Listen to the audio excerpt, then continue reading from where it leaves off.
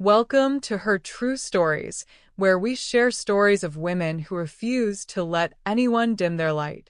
If you're here for the first time, make sure to hit that subscribe button and ring the notification bell because you won't want to miss a single story of triumph.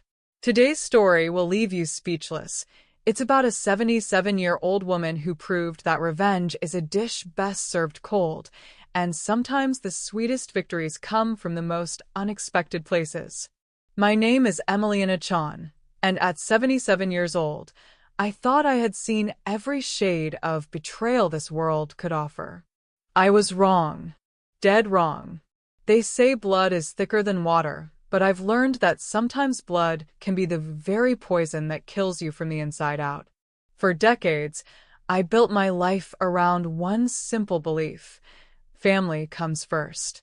I sacrificed my dreams, my comfort, my peace of mind, all for the sake of keeping my family together. But on that cold February morning when I heard those words come out of my daughter's mouth, something inside me died. And something else, something harder, colder, and infinitely more dangerous, was born. Let me take you back to where it all began, to the modest two-bedroom house on Maple Street where I raised my daughter, Victoria, all by myself. Her father, God rest his soul, died in a construction accident when she was only 3 years old. The insurance money was enough to buy our little house outright, a blessing that would later become my curse. Victoria was my world. Every decision I made, every sacrifice I endured, every dream I deferred, it was all for her. When she wanted piano lessons, I worked double shifts at the diner. When she needed a prom dress, I sold my grandmother's jewelry. When she got accepted to that fancy private college, I took out a second mortgage on our house, the same house that was supposed to be our security. I was so proud of her. My Victoria, the first in our family to get a college degree. She studied business administration and landed a job at a prestigious firm right after graduation. She was smart, ambitious, and beautiful, everything I had hoped she would become. But somewhere along the way, my sweet little girl transformed into someone I barely recognized. The changes started small. She'd visit less frequently, always claiming she was too busy with work. When she did come around, she'd criticize everything: the outdated furniture, the peeling paint, the way I dressed. "Mom, you really need to update this place," she'd say with that new condescending tone that made my heart ache. "It's embarrassing when I bring friends over." I tried to keep up. I spent what little savings I had on new curtains, a fresh coat of paint, even a new couch that left me eating ramen noodles for months. But it was never enough. Victoria's standards kept rising, and my bank account kept shrinking. Then came the day she announced she was getting married to Derek, a lawyer from a wealthy family who looked at me like I was something he'd scrape off his shoe. The wedding was a grand affair that cost more than I had made in 3 years. Of course, I was expected to contribute, and like the fool I was, I liquidated my retirement savings to pay for it. This is what mothers do, I told myself as I signed the papers. This is what love looks like. After the wedding, Victoria and Derek moved to the other side of town, to a McMansion in the suburbs with a 3-car garage and a swimming pool. They had good jobs, no children, and every luxury imaginable. Meanwhile, I struggled to make ends meet in my little house, working part-time at a local flower shop because my arthritic hands couldn't handle the diner work anymore. The visits became even more infrequent. Victoria would call occasionally, but always with the same request: money. Car payments, credit card bills, vacations, there was always something. And like a fool, I always found a way to help. I'd skip meals, delay medical appointments, ignore the leaky roof and the broken furnace. My daughter needed me, and that was all that mattered. But it wasn't enough. It was never enough. The real turning point came when Victoria announced she was pregnant. I was over the moon, finally, a grandchild to love and spoil. I immediately started planning how I could help. I'd babysit, I'd cook meals, I'd do whatever they needed. I even started knitting tiny booties and blankets, dreaming of the day I'd hold my grandchild in my arms. That's when Victoria dropped the bombshell. "Mom, Derek and I have been talking," she said during one of her rare visits. "We think it would be best if you sold this house." I nearly choked on my coffee. Sell the house. Why would I sell the house? Because you're getting older, and this place is falling apart. The neighborhood isn't what it used to be. We think you should move into one of those senior living communities. She said it so casually, as if she was discussing the weather. But this is my home, Victoria. Your father and I bought this house. You grew up here. All our memories are here. She rolled her eyes, actually rolled her eyes at me. Mom, you're being emotional. This isn't about memories. This is about making smart financial decisions. Property values in this area have gone up. You could sell for a good price and have enough to live comfortably in a senior facility. I don't want to live in a senior facility. I want to live in my own home. Mom, be reasonable. What happens when you can't take care of yourself anymore? What happens if you fall and break a hip? At least in a senior community, there would be people to help you. I wanted to tell her that I had always imagined she would be the one to help me, that she would be the one to take care of me the way I had taken care of her. But the look in her eyes, cold, calculating, impatient, told me everything I needed to know. The conversation ended with her promising to look into some options for me. I spent the next week in a daze, wandering through my little house, touching the walls where I had marked Victoria's height as she grew, staring at the kitchen table where we had shared thousands of meals, sitting in the rocking chair where I had nursed her through fevers and nightmares. This was my home. This was my life. And my daughter wanted me to throw it all away. But I wasn't ready to give up. Not yet. I decided to fight back, to show Victoria that I wasn't some helpless old woman who could be pushed around. I started researching home improvement projects, getting quotes for a new roof, new windows, an updated kitchen. If she wanted the house to be perfect, I'd make it perfect. That's when I discovered the truth about my daughter's real motivations. And that's when my world came crashing down around me. It was a Tuesday afternoon in March when I overheard the conversation that changed everything. Victoria had stopped by to drop off some papers, applications for senior living facilities, she said. She was on her phone when she thought I was in the bathroom, but I was actually in the hallway just around the corner. "No, Derek, she's being stubborn about it," Victoria was saying. "She doesn't want to sell, but she's going to have to. The house is worth at least $400,000 now, maybe more. That's more than enough to put her in a decent place and still leave us with a substantial nest egg." My blood ran cold. A nest egg. For them. I know, Victoria continued. But think about it. We've got the baby coming, and we're going to need a bigger house. The down payment alone is going to be huge. This is the perfect solution. Mom gets taken care of, and we get the money we need.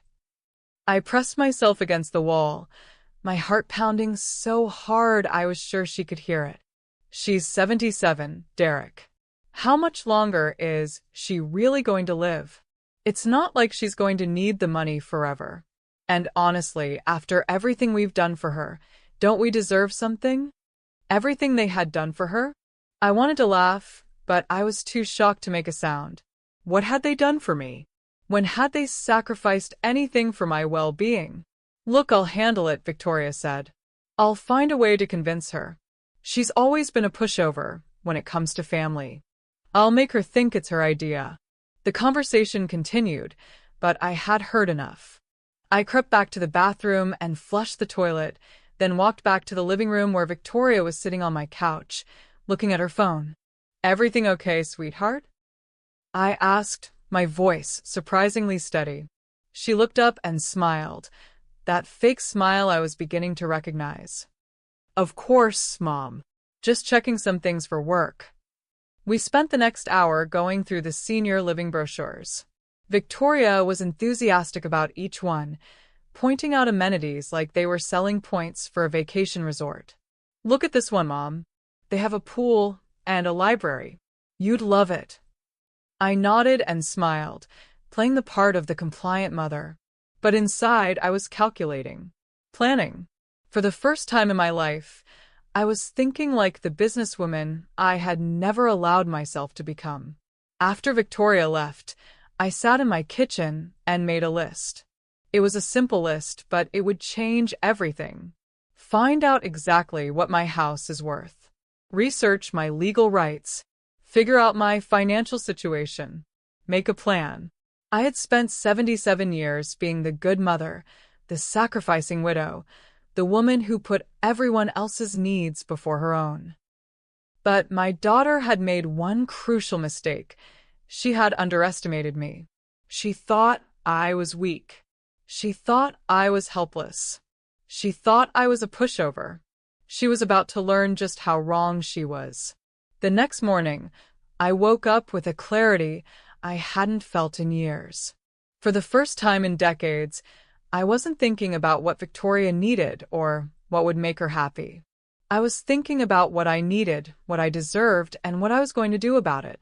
My first stop was the Riverside County Assessor's office. I had never been there before. Harold, my late husband, had always handled the property taxes and legal matters. But I was a quick learner, and I had questions that needed answers. The young clerk behind the counter looked surprised when I asked for the current assessed value of my property. "Ma'am, you could have just looked this up online," he said, not unkindly. "I'm old-fashioned," I replied. "I like to do things in person." The number on the official document made my hands shake. $485,000. My little house on Maple Street, the one I had bought for $35,000 43 years ago, was worth nearly $500,000. Victoria had been right about one thing: property values in my neighborhood had skyrocketed. But she had been wrong about everything else. My next stop was the law office of Margaret Hendricks, a woman I had known from church for years. Margaret had always been kind to me, and I knew she specialized in estate planning and real estate law. Her secretary squeezed me in between appointments. "Emiliana, what a lovely surprise," Margaret said, gesturing for me to sit down. "What can I do for you today?" I explained my situation carefully, leaving out the parts about Victoria's phone conversation. I simply told her that my daughter was pressuring me to sell my house and move into a senior living facility, and I wanted to understand my options. Margaret listened intently, taking notes. When I finished, she leaned back in her chair and studied me with sharp eyes. "Emiliana, whose name is on the deed to your house?" "Mine," I said. "Just mine. Harold and I bought it together originally, but after he died, it was transferred to me alone." "And you've never added Victoria's name to the deed?" No. "Should I have?" Margaret smiled. "That depends entirely on what you want to happen. If your name is the only one on the deed, then you are the sole owner of that property. No one, not your daughter, not anyone, can force you to sell it." I felt a weight lift from my shoulders. "You're sure about that?" "Absolutely. You have what we call fee simple ownership.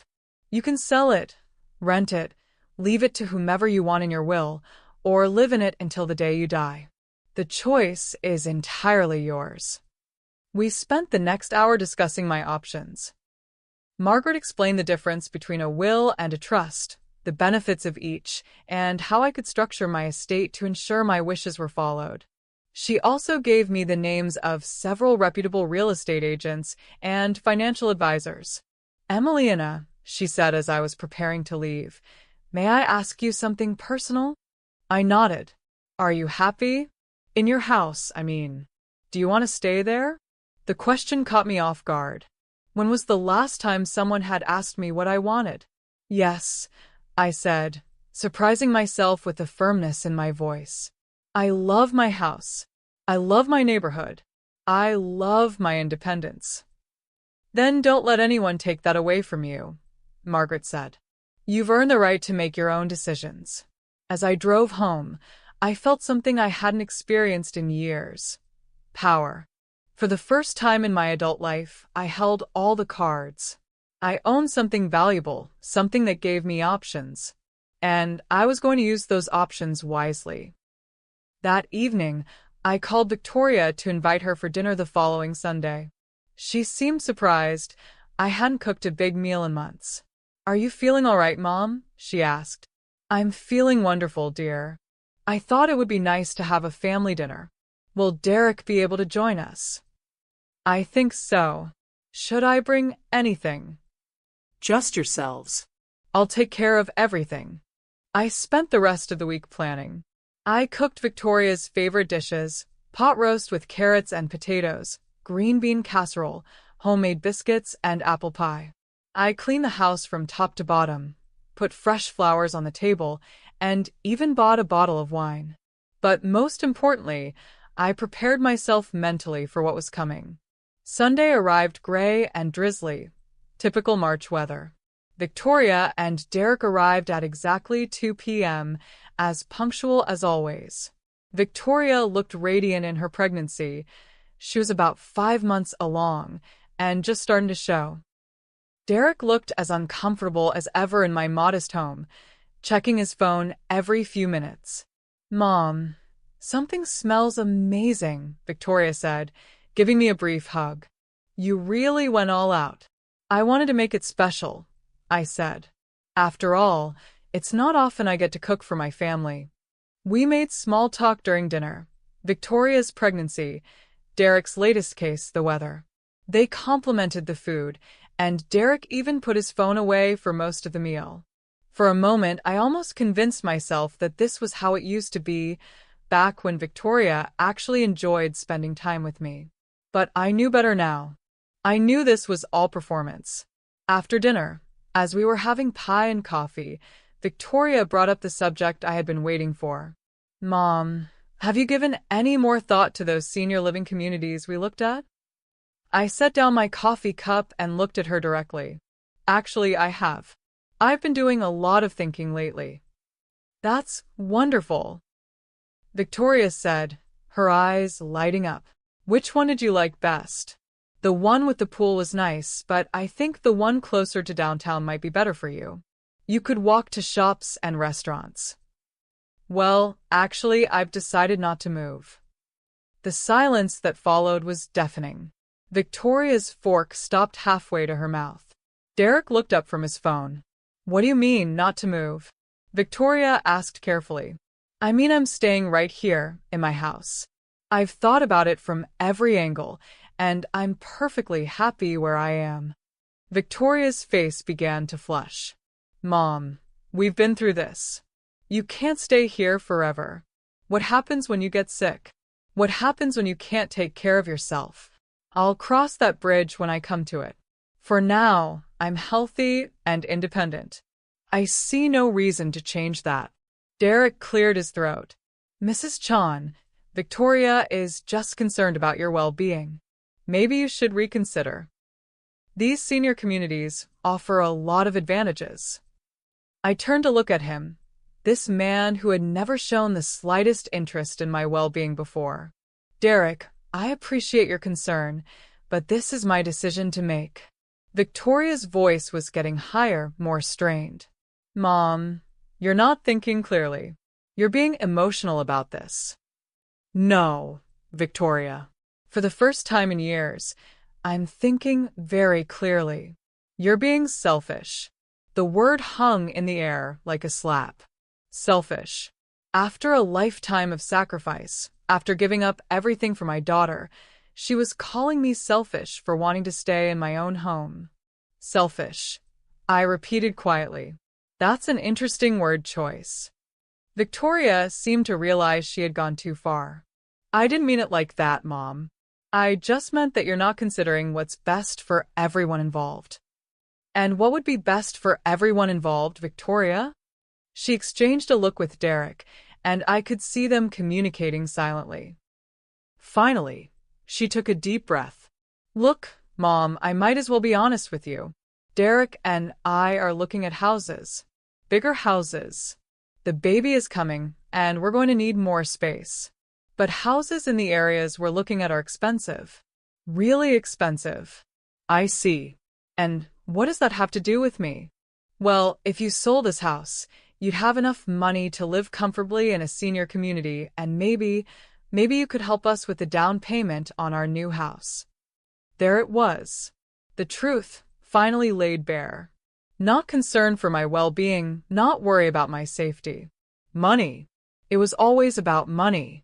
Help you with the down payment, I said slowly. Using the money from selling my house. It would be an investment in your grandchild's future, Victoria said quickly. A bigger house means a better neighborhood, better schools. Don't you want what's best for your grandchild? I looked at my daughter, really looked at her, and saw a stranger. When had she become this person? When had love turned into manipulation? When had family become a business transaction? Victoria, I said quietly, I want to ask you something, and I want you to be honest with me. She nodded, looking hopeful. Do you love me? The question clearly caught her off guard. Of course I love you, Mom. You're my mother. No, I mean really love me. As a person. Do you enjoy my company? Do you value my opinions? Do you care about my happiness? Victoria's face flushed deeper. Mom, where is this coming from? Just answer the question. She looked at Derek, then back at me. Of course I do. But love isn't just about feelings. Love is about doing what's best for the people you care about. And you think what's best for me is to sell my house and give you the money? I think what's best for you is to be somewhere safe, where you'll be taken care of. And yes, I think helping your family is part of what love means. I nodded slowly.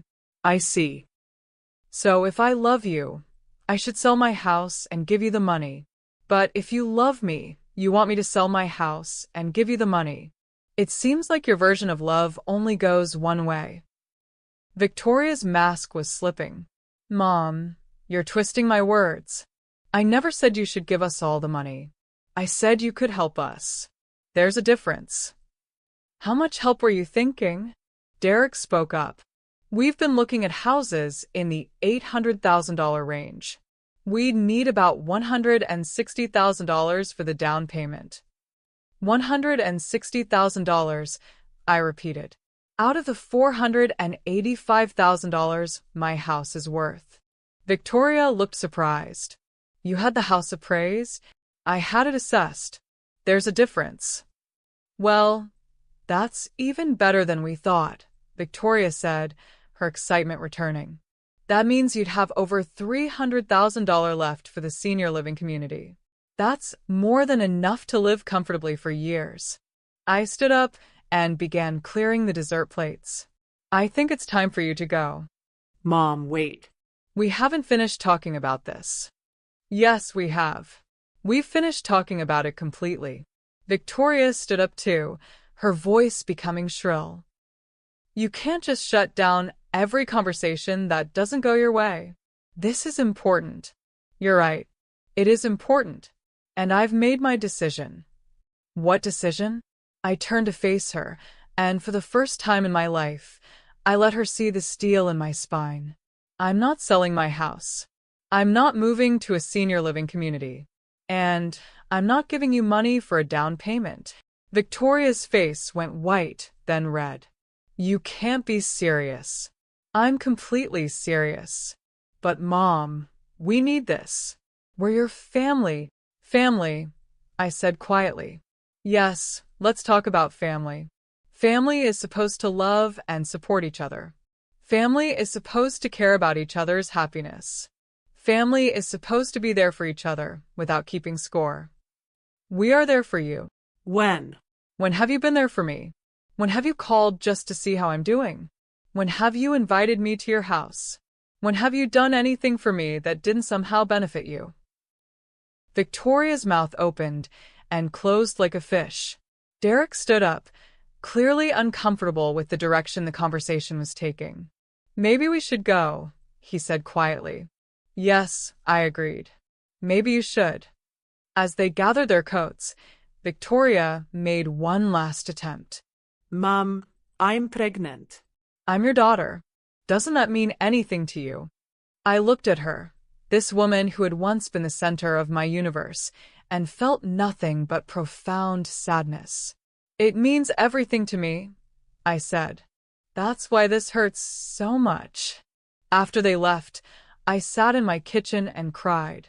I cried for the daughter I had lost, for the relationship we would never have, for the illusions I had held onto for far too long. But when the tears stopped, I felt something else: relief. For the first time in years, I didn't have to pretend anymore. I didn't have to smile and nod and agree to things that made me miserable. I didn't have to sacrifice my happiness for someone who saw me as nothing more than a bank account. I was free, and I was going to use that freedom in ways Victoria never saw coming. The week following the disastrous dinner passed in a blur of phone calls and visits. Victoria called every day, sometimes multiple times, alternating between tears and anger. She tried everything: guilt, manipulation, threats, and even bribes. "Mom, I'm sorry about Sunday," she said during one call. "I know I came on too strong. But you have to understand, I'm pregnant and emotional. I'm just worried about the future." "I understand you're worried," I replied calmly. "But my answer hasn't changed. You're being unreasonable. This is a win-win situation.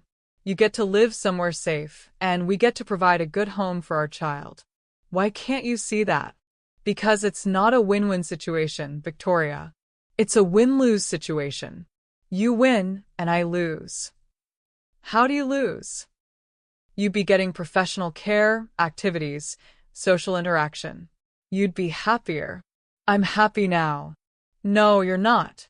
You're lonely and isolated. You barely leave the house anymore." That stung because it was partially true. I had become more of a homebody in recent years, partly because of my arthritis and partly because I had less energy for social activities. But that was my choice, not a reason to uproot my entire life. "Victoria, I'm not discussing this anymore. My decision is final." Fine. "But don't come crying to me when you fall down and break your hip and there's nobody there to help you." She hung up before I could respond. I sat there holding the phone, amazed at how quickly my loving daughter could turn cruel when she didn't get her way. But her words sparked an idea. She was right about one thing: I was isolated. I had let my social life wither over the years, partly because I was always worried about money and partly because I didn't want to burden anyone with my problems. But maybe it was time to change that. I started with my neighbor, Mrs. Rodriguez, who lived 3 houses down. Maria Rodriguez was about my age, a widow like me, and we had been nodding acquaintances for years.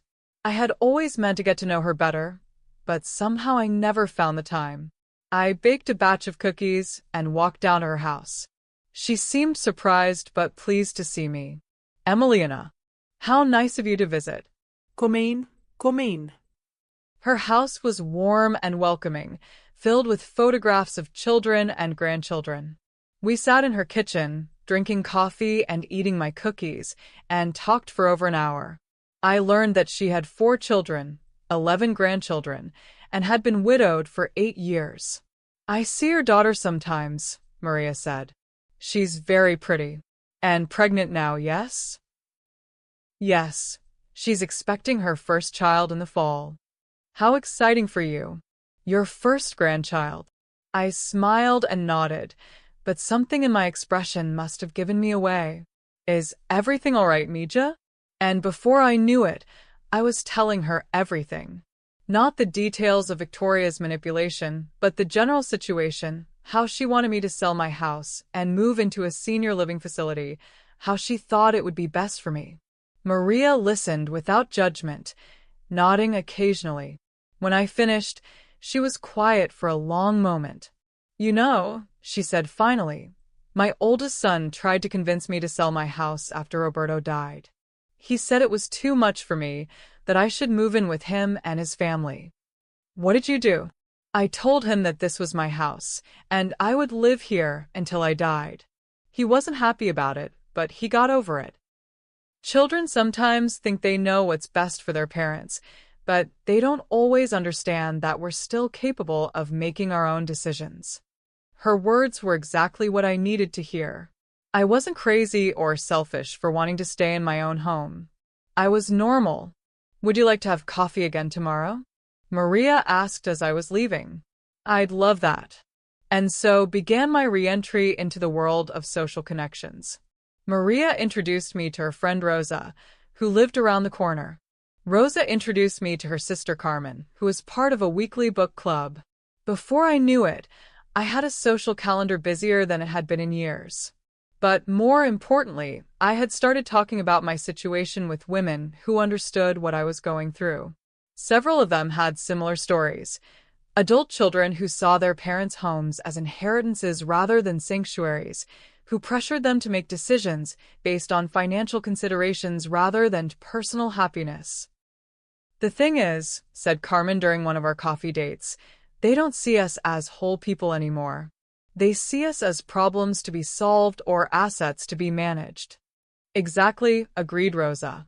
My daughter keeps telling me I'm too old to live alone, but I'm only 73. I'm in good health, I have all my faculties, and I can take care of myself just fine. It's about control, added Maria. They want to control us the way we used to control them when they were children. But we're not children. These conversations were incredibly validating, but they also made me realize something important. I wasn't just dealing with a pushy daughter. I was dealing with a cultural expectation that older people should be grateful for any attention from their adult children, even if that attention came with strings attached. Well, I was done being grateful for crumbs. My next step was to meet with a financial advisor. Margaret Hendricks had recommended someone, a woman named Sarah Chen, who specialized in retirement planning for seniors. I made an appointment for the following week. Sarah's office was in a modern building downtown, and she was younger than I had expected, probably in her 40s, with short black hair and a no-nonsense attitude that reminded me of myself at that age. Mrs. Chan, she said, shaking my hand firmly. Margaret told me you're interested in exploring your financial options. I explained my situation, the house, the pressure from Victoria, my desire to maintain my independence. Sarah listened carefully, taking notes. Let me ask you some questions, she said when I finished. First, what are your monthly expenses? I had prepared for this question. Over the past week, I had gone through my checkbook and credit card statements, categorizing every expense. The number was lower than I had expected. $2,800 per month, including utilities, food, insurance, and discretionary spending. That's quite reasonable, Sarah said. And your monthly income? This was where things got interesting. I received $1,850 per month from Social Security, plus $900 from a small pension for my years at the diner. Harold's life insurance policy had been invested in a conservative portfolio that now generated about $400 per month in dividends. Total monthly income, $3,150. So, you're actually cash flow positive, Sarah observed. You don't need to sell your house to maintain your current lifestyle. That's what I thought, but Victoria keeps saying I need more money for medical expenses and emergencies. Sarah nodded. Those are legitimate concerns. Let's talk about your assets. In addition to the house, I had about $85,000 in savings and investments, not a fortune, but enough to handle most emergencies. I also had excellent health insurance through Medicare and a supplemental policy I had maintained for my working years. Mrs. Chan, from a purely financial perspective, you're in better shape than many people your age. You own your home outright, you have positive cash flow, and you have a decent emergency fund. There's no financial reason why you need to sell your house. But what about long-term care? What if I need a nursing home? There are ways to plan for that without selling your house. We could look at long-term care insurance, or we could set up a trust structure that would protect your assets while still allowing you to qualify for Medicaid if needed. We spent the next hour going through various scenarios. Sarah showed me how I could potentially afford in-home care if I needed it, how I could modify my house to make it more accessible as I aged, and how I could protect my assets from being depleted by medical expenses. The bottom line, Sarah said, is that you have options. You don't have to sell your house unless you want to. And if I did want to sell it, then you'd have even more options. With $485,000 in proceeds, you could afford to live anywhere you wanted. You could buy a smaller place outright and have hundreds of thousands left over for care. You could move to a luxury senior community. You could even help your daughter with her down payment and still have plenty left for yourself. But I don't want to sell. Then don't. It's that simple. As I drove home from Sarah's office, I felt a sense of empowerment I hadn't experienced in years. I wasn't helpless. I wasn't a burden. I was a financially stable woman with options, and I was going to exercise those options on my own terms. That evening, Victoria called again. This time, her tone was different, softer, more manipulative. Mom, I've been thinking about our conversation, and I want to apologize. I know I was pushy, and I shouldn't have been. Thank you for apologizing. I just want you to know that Derek and I have been looking at some smaller houses. We don't need as much space as we thought. Maybe we could find something in the $600,000 range instead. I almost laughed. Did she really think I was that naive? Victoria, it doesn't matter if you're looking at houses that cost $600,000 or $60,000. I'm not selling my house. But Mom, just think about it. With a smaller house, we'd only need about $120,000 for the down payment instead of $160,000. That's $40,000 less. It's still my money, Victoria. Money that I would get from selling my home. But you'd still have plenty left over. More than enough for a nice senior living community. I took a deep breath. Victoria, I need to ask you something, and I want you to really think about your answer. Okay. If I needed help, if I was sick or injured or couldn't take care of myself, would you take me into your home? There was a long pause. Mom, that's not really practical. We're going to have a baby, and our house isn't set up for someone with mobility issues. So your answer is no. It's not that simple. It is that simple. You want me to sell my house and give you money, but you wouldn't be willing to take me in if I needed help. You want me to give up my security for your benefit. That's not fair. Senior living communities are designed for people your age. You'd be better off there than living with us. Maybe I would, but the point is, you're not offering me a place in your family. You're offering me a place in an institution so you can have my money. Mom, you're being dramatic. Am I? Because from where I'm sitting, it looks like you see me as an inconvenience to be managed rather than a mother to be loved. Victoria's voice got sharper. That's not true, and you know it. I love you, but love doesn't mean being irresponsible with money. Love means making hard decisions sometimes. You're right, I said quietly. Love does mean making hard decisions. And I've made mine. I hung up the phone and sat in the silence of my kitchen. Outside, it was starting to rain, the drops pattering against the windows like tiny fingers tapping for attention. I looked around at my home. The kitchen where I had taught Victoria to bake cookies, the living room where we had watched movies together, the hallway where her school pictures still hung on the wall. This was my sanctuary. This was where Harold and I had built our life together, where we had raised our daughter, where I had grieved his loss and rebuilt myself. Victoria wanted me to sell all of that for her convenience and financial gain. But what Victoria didn't know was that I had been making plans of my own. And those plans were about to change everything. The real turning point came 3 weeks later, during what would be our final family dinner. Victoria had called on a Thursday, her voice bright and cheerful in that artificial way I was learning to recognize. Mom, I have wonderful news. Derek got promoted to senior partner at his firm. We want to celebrate with you. Can you come over for dinner on Saturday?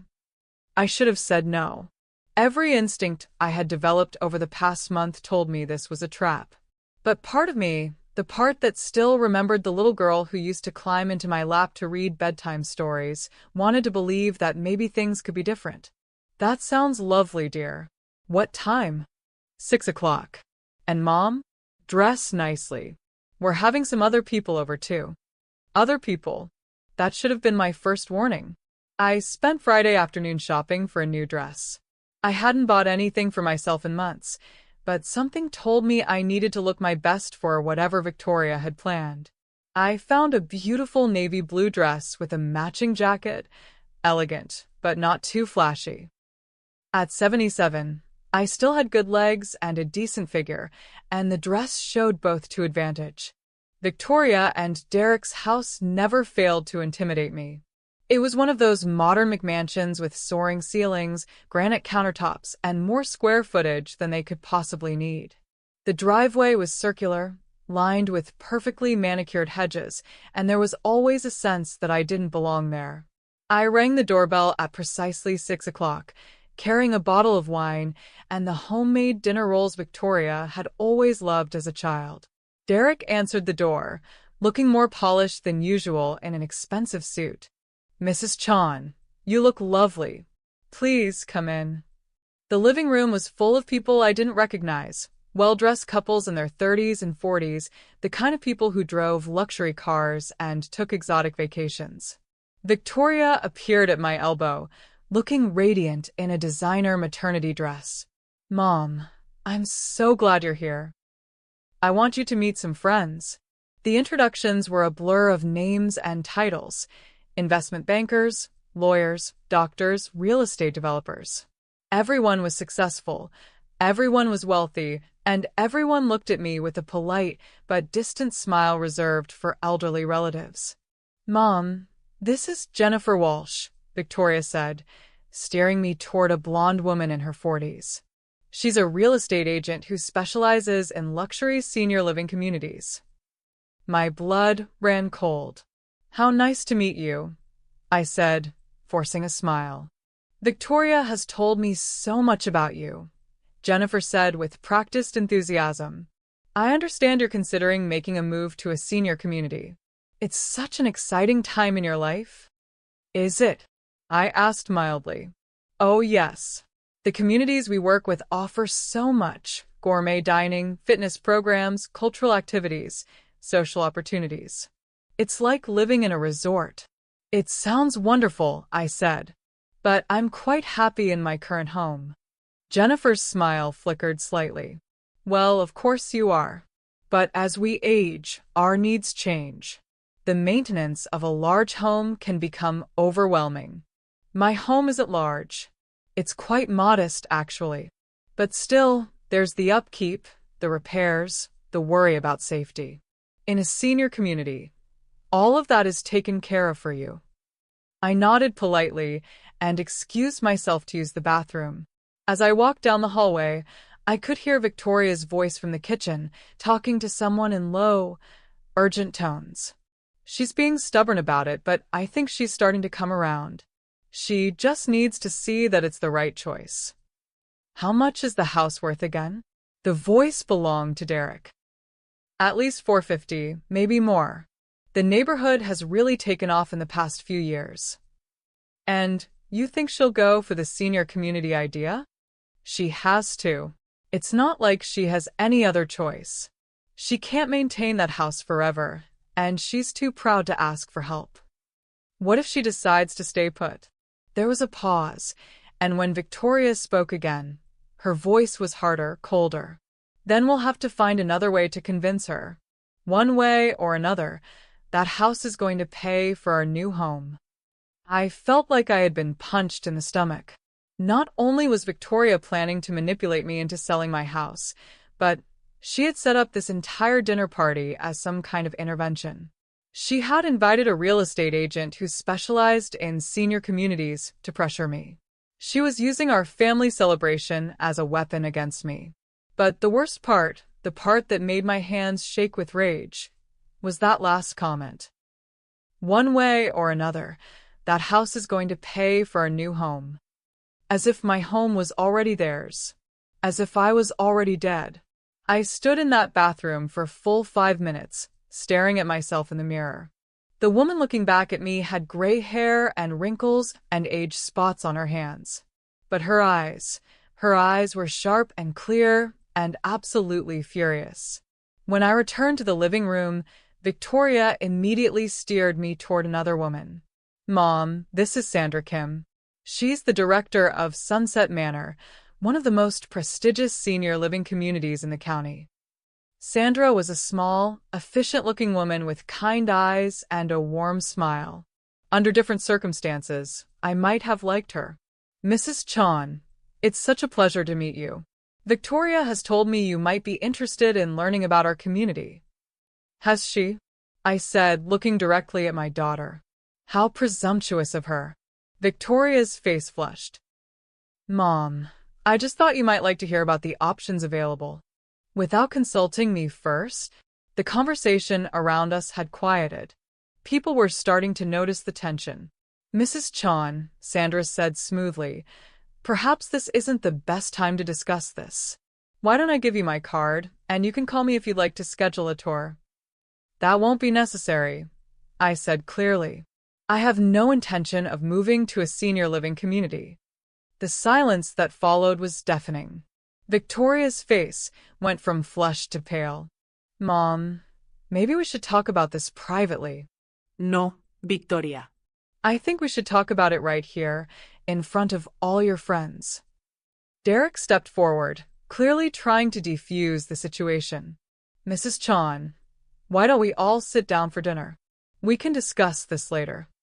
"Actually, Derek, I think now is the perfect time to discuss it. After all, you've assembled quite an audience."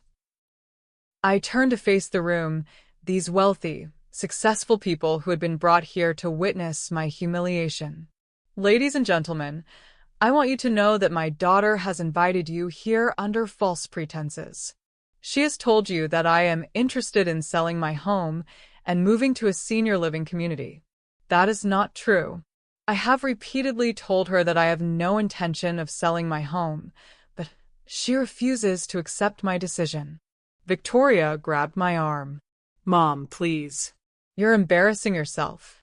I shook her off. No, Victoria. "You're embarrassing yourself. You invited these people here to pressure me into a decision I've already made. You're treating me like a confused old woman who doesn't know her own mind." "That's not what this is about," Victoria said desperately. "Isn't it? Then why is there a real estate agent here? Why is there a senior community director here? Why didn't you tell me this was an intervention when you invited me?" The room was silent except for the uncomfortable shuffling of feet. Several people were staring at their drinks, clearly wishing they were anywhere else. "The truth is," I continued, "my daughter wants me to sell my house so she can use the money for her own purposes. She's not concerned about my well-being or my happiness. She's concerned about her bank account." "Mom, that's not fair," Victoria said, but her voice was weak. "Isn't it? Then tell me, Victoria, if I needed care, would you take me into your home?" Victoria glanced around the room, clearly aware that everyone was listening.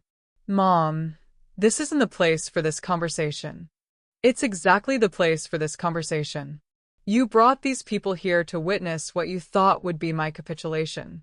Instead, they're going to witness my refusal."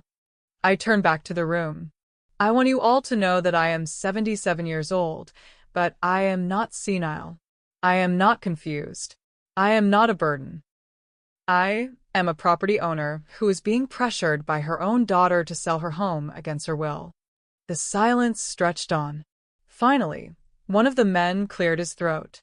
"Perhaps we should go," he said to his wife. "Yes, I think that would be best," I agreed. "There's nothing more to see here." As the guests began to file out, making awkward excuses and avoiding eye contact, Victoria stood frozen in the middle of her living room. When the last person had left, she finally exploded. "How could you do that to me?" she screamed. "How could you humiliate me in front of my friends? The same way you tried to humiliate me, I replied calmly, by ambushing me in front of strangers. I was trying to help you. No, you were trying to manipulate me. There's a difference. Derek stepped forward, his face dark with anger. Mrs. Chan, I think you owe Victoria an apology. I looked at him. This man who had married my daughter for her beauty and her ambition, who had never shown me anything but polite contempt, and I laughed. I owe her an apology? For what? For refusing to be bullied into selling my home? For not quietly going along with your scheme to use my money for your house? It's not a scheme, Derek said tightly. It's what's best for everyone involved. No, Derek. It's what's best for you and Victoria. It has nothing to do with what's best for me. Victoria was crying now, the tears ruining her carefully applied makeup. Mom, I can't believe you're being so cruel. I'm pregnant. I'm your daughter. Doesn't that mean anything to you? I looked at her, this woman who had once been the center of my universe, and felt something inside me die completely. It means everything to me, I said quietly.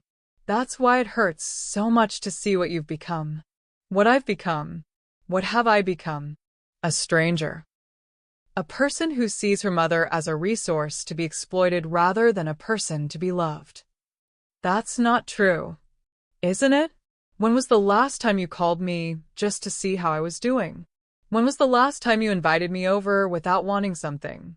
When was the last time you did anything for me that didn't somehow benefit you? Victoria's mouth opened and closed, but no words came out. I raised you better than this, I continued. I taught you to be kind, to be grateful, to put family first. But you've learned to put money first instead. You're being unfair, Victoria whispered. Am I? Then prove it. Stop asking me to sell my house. Accept my decision and love me anyway. Victoria looked at Derek, then back at me. I can't do that. Why not? Because you're making a mistake. You're being stubborn and foolish, and you're going to regret it.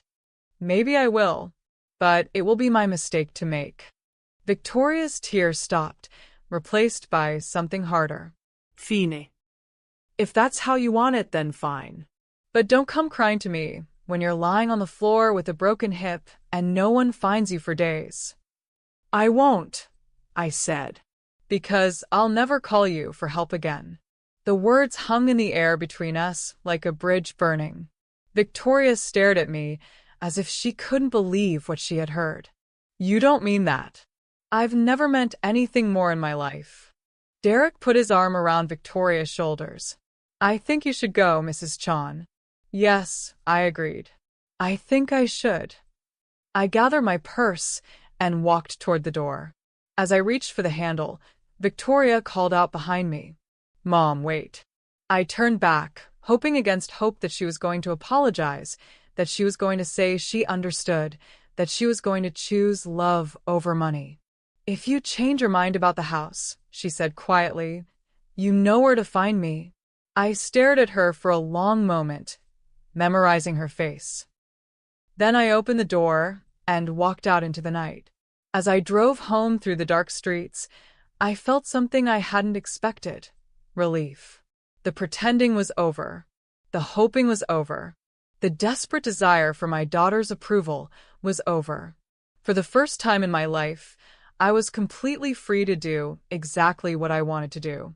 And what I wanted to do was going to destroy everything Victoria thought she knew about her weak, compliant mother. I spent the following week in what I can only describe as a state of strategic planning. For 77 years, I had been reactive, responding to other people's needs, accommodating other people's demands, adjusting my life to fit other people's expectations. But Victoria's betrayal had awakened something in me that I hadn't even known existed, a killer instinct. I had always been an avid reader, but that week I consumed books on negotiation, real estate investment, and financial planning with the intensity of a general studying battlefield tactics. I took notes, made charts, and developed what I privately called the plan. The plan had 3 phases. Phase 1. Gather intelligence. Phase 2. Secure my position. Phase 3. Execute the counterattack. I started with Phase 1 immediately. My first call was to a private investigator named Marcus Webb, whose name I had found in the Yellow Pages. Marcus was a retired police detective who specialized in background checks and financial investigations. I made an appointment to see him the following day. His office was in a strip mall next to a dry cleaner and a nail salon. Not exactly the glamorous setting I had expected, but Marcus himself was impressive. He was a tall, lean man in his 60s with intelligent eyes and a no-nonsense manner. "Mrs. Chan," he said, shaking my hand. "What can I do for you?" I had prepared for this moment carefully. I need to know everything about my daughter and son-in-law's financial situation. Their income, their debts, their spending habits, their credit ratings, everything. Marcus raised an eyebrow. "That's pretty comprehensive. May I ask why?" "They're pressuring me to sell my house to help them buy a new one. I want to know if they really need the money, or if they're just being greedy." Marcus nodded. "That's not an uncommon situation, unfortunately. How much are we talking about?" "They want me to give them at least $120,000 for a down payment." Marcus whistled low. "That's a substantial sum. And you're not comfortable with the request." "They've been lying to me about their motivations and manipulating me emotionally. I want to know the truth about their finances before I make any decisions." "I can definitely help you with that. It'll take about a week to compile a comprehensive report. My fee is $2,500. It was more money than I had ever spent on anything except my house and Victoria's education, but I didn't hesitate. "That's fine. When can you start?" "Today, if you have their full names, dates of birth, and social security numbers." I handed him a folder with all the information he had requested. I had gotten Victoria's social security number from old tax forms when she was my dependent, and Derek's from their marriage license, which was public record. "One more thing," Marcus said as I was leaving. "Are you prepared for what you might find? Sometimes these investigations reveal things that families would rather not know."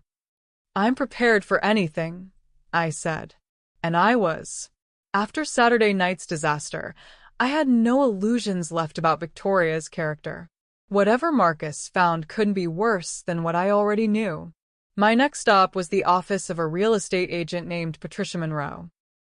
Patricia had been recommended by Sarah Chen, my financial advisor, as someone who specialized in high-end properties and had a reputation for discretion.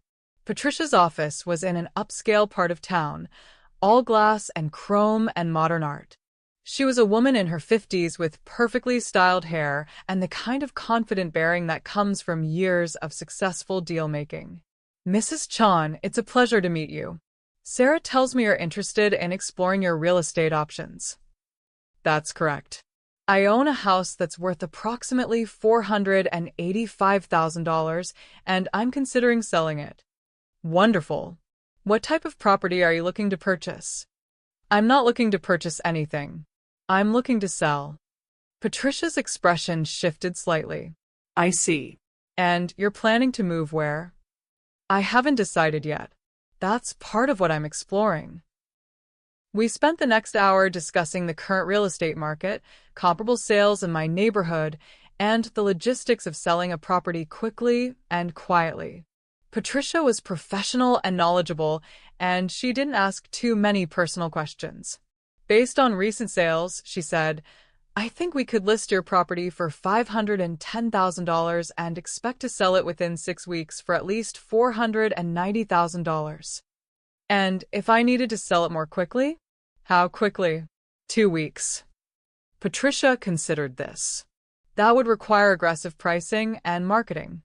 We might have to accept $460,000 to $470,000 for a 2-week sale. But it could be done?" "Yes, it could be done. May I ask why the rush?" "Personal reasons," I said. "Family situation." Patricia nodded knowingly. "I understand. We see that quite often in this business. Family dynamics can be complicated when it comes to real estate. Indeed, they can. I left Patricia's office with a clear understanding of my options and a business card tucked safely in my purse. But I wasn't ready to list the house yet. That was phase 3, and I still had work to do in phase 2. Phase 2 was all about securing my position and creating leverage. My first move was to set up a meeting with Margaret Hendricks, my attorney, to discuss updating my will. "Emiliana," Margaret said when I called, "how nice to hear from you.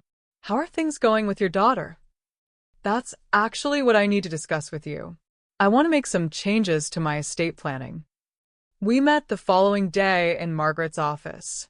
I explained the situation with Victoria and Derek, leaving out some of the more painful details, but making it clear that our relationship had deteriorated significantly. "I want to change my will," I said. "Currently, Victoria inherits everything when I die. I want to explore other options." Margaret leaned back in her chair. "That's certainly your prerogative. What did you have in mind?" "I'm not sure yet. Maybe leaving the house to charity. Maybe setting up a scholarship fund. I just want to make sure I have options." "We can definitely do that. But Emiliana, I have to ask, are you making these changes out of anger, or have you really thought this through?" "I've thought it through very carefully. My daughter has made it clear that she sees me as a source of money rather than as a person she loves. I see no reason to reward that attitude with an inheritance." Margaret made notes as we talked. "We could set up a trust structure that would give you maximum flexibility. You could change the beneficiaries at any time, or you could set up conditions that Victoria would have to meet in order to inherit." "What kind of conditions?" "Anything you want. Regular visits, maintaining a relationship with you, providing care if you need it. The possibilities are endless." I like the idea of conditions. "Let's explore that." We spent 2 hours going through various options. By the end of the meeting, I had a clear plan for restructuring my estate in a way that would give me leverage over Victoria while protecting my interests. But the most important part of phase 2 was psychological. I needed to project strength and independence to show Victoria that I was not the helpless old woman she thought I was. I started by making changes to my daily routine. I joined a gym that specialized in senior fitness and began working out 3 times a week. I signed up for a computer class at the community college and learned how to use email and social media. I bought a smartphone and figured out how to text and take photos. Most importantly, I started socializing again. I joined the book club that Carmen had told me about, volunteered at the local food bank, and began attending events at the senior center. For the first time in years, I had a busy social calendar and a circle of friends who enjoyed my company. The transformation was remarkable. Within 2 weeks, I felt stronger, more confident, and more energetic than I had in years. When people saw me around town, they commented on how good I looked, how vibrant I seemed. But the best part was the effect it had on Victoria. She called me 3 days after our disastrous dinner party, her voice carefully controlled. "Mom, I think we need to talk." "About what?" "About what happened at dinner. I think there were some misunderstandings." "I didn't misunderstand anything, Victoria. You ambushed me with your real estate friends because you thought you could pressure me into selling my house." "That's not what happened. I just thought you might like to hear about your options." Without asking me first, there was a pause. "Look, Mom, I'm sorry if you felt ambushed. That wasn't my intention." "What was your intention?" "I just want what's best for you." "No, Victoria. You want what's best for you. There's a difference." Another pause. "Can we meet for coffee? I think we should talk in person." "I don't think that's a good idea right now." "Why not?" "Because I don't trust you anymore." The words hung between us like a physical blow. Victoria was quiet for so long that I thought she had hung up. "Mom," she said finally, her voice small, "how can you say that? I'm your daughter." "Yes, you are. And that's what makes this so heartbreaking. I don't understand what you want from me. I want you to love me without conditions. I want you to respect my decisions even when you disagree with them. I want you to see me as a person, not as a bank account. I do see you as a person. No, you don't. You see me as an obstacle between you and my money. That's not true. Then prove it. Stop asking me to sell my house. Accept my decision and move on. I can't do that. Why not? Because you're making a mistake. Maybe I am, but it's my mistake to make. Victoria was crying now. I could hear it in her voice. Mom, I don't know how to fix this. For a moment, I felt a flicker of the old sympathy, the old desire to comfort my daughter and make everything better. But then I remembered her voice in the kitchen, talking about how one way or another, my house was going to pay for their new home. I don't think you can fix it, I said gently. I think you've shown me who you really are, and I have to accept that. So that's it? You're just going to cut me out of your life? I'm not cutting you out. I'm just not going to pretend anymore that you have my best interests at heart. After Victoria hung up, I sat in my kitchen and waited for the guilt to wash over me, for the maternal instinct that had driven every decision I had made for the past 44 years to reassert itself. But it didn't come. Instead, I felt a cold satisfaction that I had never experienced before. Victoria was finally beginning to understand that she couldn't manipulate me anymore. But that was just the beginning. Phase 3 was going to be much more devastating. 2 days later, Marcus Webb called with the results of his investigation. Mrs. Chan, I have your report ready. Would you like to meet in my office? Yes. How soon can you see me? How about this afternoon? 2 o'clock. I was there at 1:55, my heart pounding with anticipation. Marcus had prepared a thick folder with copies of credit reports, bank statements, employment records, and financial documents. Mrs. Chan, he said, settling back in his chair, I have to say, this was one of the more interesting investigations I've done recently. What did you find? Your daughter and son-in-law are in significant financial trouble. He opened the folder and began laying out documents. Derek's law firm has been struggling for the past 2 years. Several major clients have left, and the firm has had to lay off staff. Derek's salary has been cut by 30%. I studied the employment records Marcus had obtained. Derek's income had dropped from $275,000 per year to $190,000, still substantial, but not enough to support their lifestyle. Victoria's situation is even more interesting, Marcus continued. She was let go from her job 6 months ago. My heart stopped. Let go? She told me she was still working. According to my sources, she was fired for falsifying expense reports.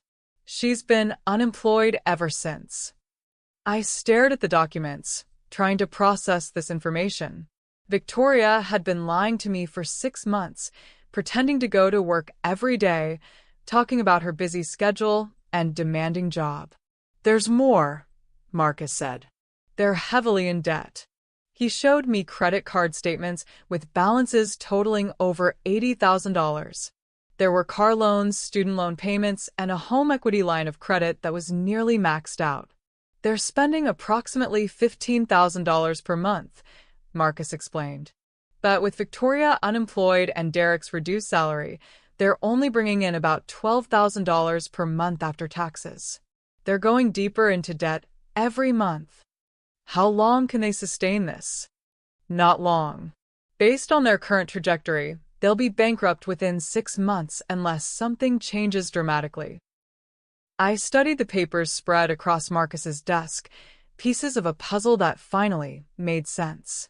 Victoria's increasing desperation, Derek's promotion that hadn't materialized, the urgency around selling my house. It was all connected. There's one more thing, Marcus said. They've already applied for a mortgage on a house in Westfield Estates. He handed me a copy of a mortgage application. The house they wanted cost $750,000, not the $600,000 Victoria had mentioned to me. They had put down a $5,000 earnest money deposit and were supposed to close in 6 weeks. But how can they qualify for a mortgage if they're in so much debt? They can't. The application was rejected 3 days ago. I felt a chill run down my spine. They don't know yet, do they? I don't think so. The rejection letter was just sent out. I gathered up the papers with hands that were surprisingly steady. Mr. Webb, this has been extremely helpful. Thank you. Mrs. Chan, may I ask what you're planning to do with this information?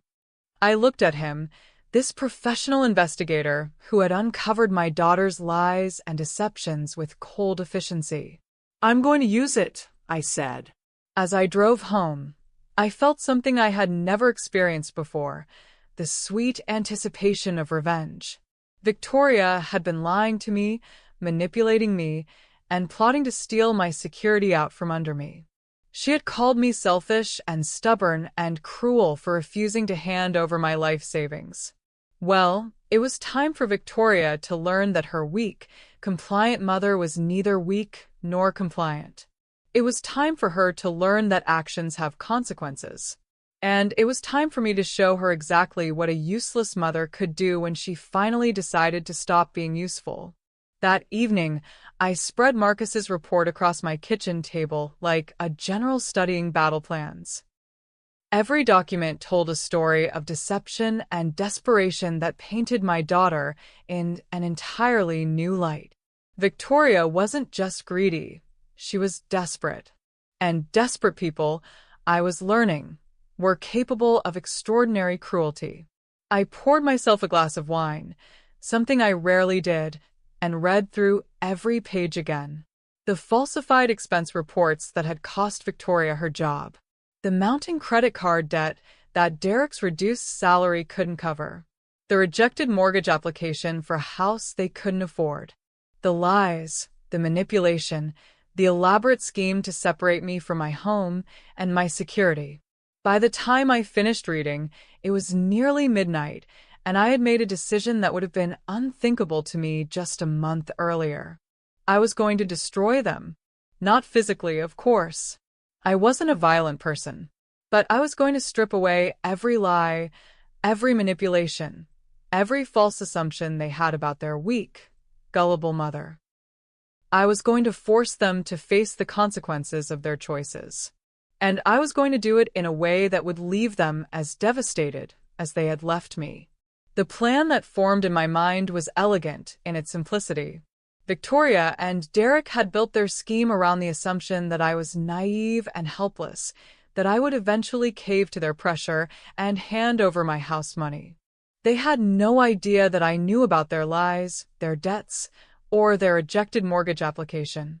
That ignorance was going to be their downfall. The next morning, I called Victoria. I made my voice sound tired and defeated, the way she expected her weak mother to sound. Victoria? It's Mom. I've been doing a lot of thinking since our conversation the other night. Mom? Victoria sounded surprised but hopeful. Are you okay? You sound upset.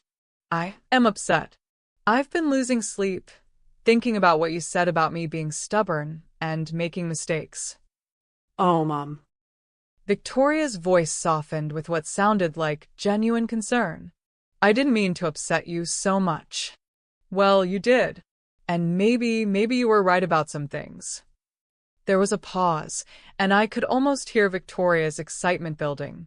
What things? About the house. About me being too old to live alone. About making practical decisions instead of emotional ones. Mom, are you saying? I'm saying I think we should talk. Really talk. About my options. Of course. Yes, absolutely. When? Where? Why don't you and Derek come over for dinner tomorrow night? We can discuss everything then. Mom, that's wonderful. I'm so glad you're being reasonable about this. Reasonable? That was rich, coming from someone who had been lying about having a job for 6 months. I'll cook your favorite pot roast, I said. We can have a nice family dinner and work everything out. After I hung up, I called Patricia Monroe, the real estate agent. Patricia? It's Emiliana Chan. I've decided to move forward with selling my house. Wonderful, Mrs. Chan. When would you like to list it? Actually, I don't want to list it. I want to sell it privately, as quickly as possible. I see. Do you have a buyer in mind? Not yet, but I want to be ready to move quickly when the right opportunity arises. Can you prepare all the paperwork so we can close within a week if necessary? That's very fast, but yes, it can be done. Are you sure about this? I've never been more sure of anything in my life. Next, I called my bank and arranged to have the house appraised by a certified appraiser. I wanted official documentation of its value. Then I called a moving company and arranged for them to pack and store my belongings on short notice. Finally, I called Margaret Hendricks. Margaret, I need to accelerate the changes to my will. How quickly can we have new documents prepared? What's the rush, Emiliana? Let's just say that circumstances have changed, and I want to make sure my affairs are in order. I can have documents ready by tomorrow afternoon if it's urgent. It's urgent. I spent the rest of the day shopping for ingredients for Victoria's favorite meal and rehearsing what I was going to say. I wanted every word to be perfect, every revelation to land with maximum impact. By the time Victoria and Derek arrived the next evening, I was ready. They came bearing gifts, flowers for me, a bottle of expensive wine, and apologies for the disastrous dinner party. Mom, I'm so sorry about Saturday night, Victoria said, hugging me tightly. I handled that all wrong. I was just so worried about you, and I let my emotions get the better of me. That's all right, dear. We all make mistakes. Derek shook my hand and smiled, actually smiled at me, probably for the first time in years. Mrs. Chan, I want to apologize too. We should have talked to you privately before involving anyone else. Yes, you should have. But I understand you were just trying to help. We sat down to dinner, and for the first time in months, the atmosphere felt almost normal. Victoria was animated and cheerful, telling me about the baby's development and showing me ultrasound pictures. Derek actually engaged in conversation, asking about my health and commenting on how good the pot roast tasted. They were being nice to me because they thought they had won. Mom, Victoria said as we were finishing our main course, I have to say, you look wonderful. Have you been doing something different? I've been taking better care of myself, I said. Eating better, exercising more. I even joined a gym. That's fantastic, Derek said. Physical fitness is so important as we age. As we age. As if he wasn't going to age himself. I've also been thinking a lot about what you both said. I continued. About making practical decisions instead of emotional ones. Victoria leaned forward, her eyes bright with anticipation. And what conclusions have you reached? Well, I've been looking at my finances, and I have to admit, you might have been right about some things. Such as the fact that this house is probably too much for me to handle on my own. The maintenance, the repairs, the worry about something going wrong, it's a lot of responsibility. Victoria and Derek exchanged a quick glance. I could see them trying to contain their excitement. And I've been thinking about the future, I continued. About what would happen if I got sick or injured. About who would take care of me. Mom, you know we'll always be there for you, Victoria said quickly. Will you? Because when I asked you if you would take me into your home if I needed care, you said it wasn't practical. Victoria's cheeks flushed. That's not exactly what I said. It's exactly what you said. Which is fine, I understand that you have your own lives to live. But it made me realize that I need to plan for my future independently. And what kind of planning are you thinking about? Derek asked. I stood up and began clearing the dinner plates. Why don't we have dessert and coffee in the living room? I have some things I want to show you. In the living room, I served apple pie and coffee, then sat down across from them with a folder in my lap. "I've been doing some research," I said, opening the folder. "About senior living communities, about my financial situation, about my options." "That's wonderful, Mom," Victoria said. "I think you'll find that there are some really excellent facilities available." "Oh, I have. In fact, I've narrowed it down to 3 possibilities." I handed them each a brochure. "These are all highly rated, and they're all within my budget." Victoria and Derek studied the brochures with obvious relief. These were the same facilities that Jennifer Walsh had recommended at the disastrous dinner party. "They all look lovely," Victoria said. "Have you visited any of them?" "I have tours scheduled for next week. But before I make any final decisions, I wanted to talk to you both about the practical aspects." "Of course," Derek said. "Whatever you need to know." "Well, the first thing is the financial aspect. I've had my house appraised, and it's worth $485,000. The senior communities I'm looking at require an entrance fee of between $200,000 and $250,000, plus monthly fees of $3,500 to $4,000. Victoria was nodding eagerly.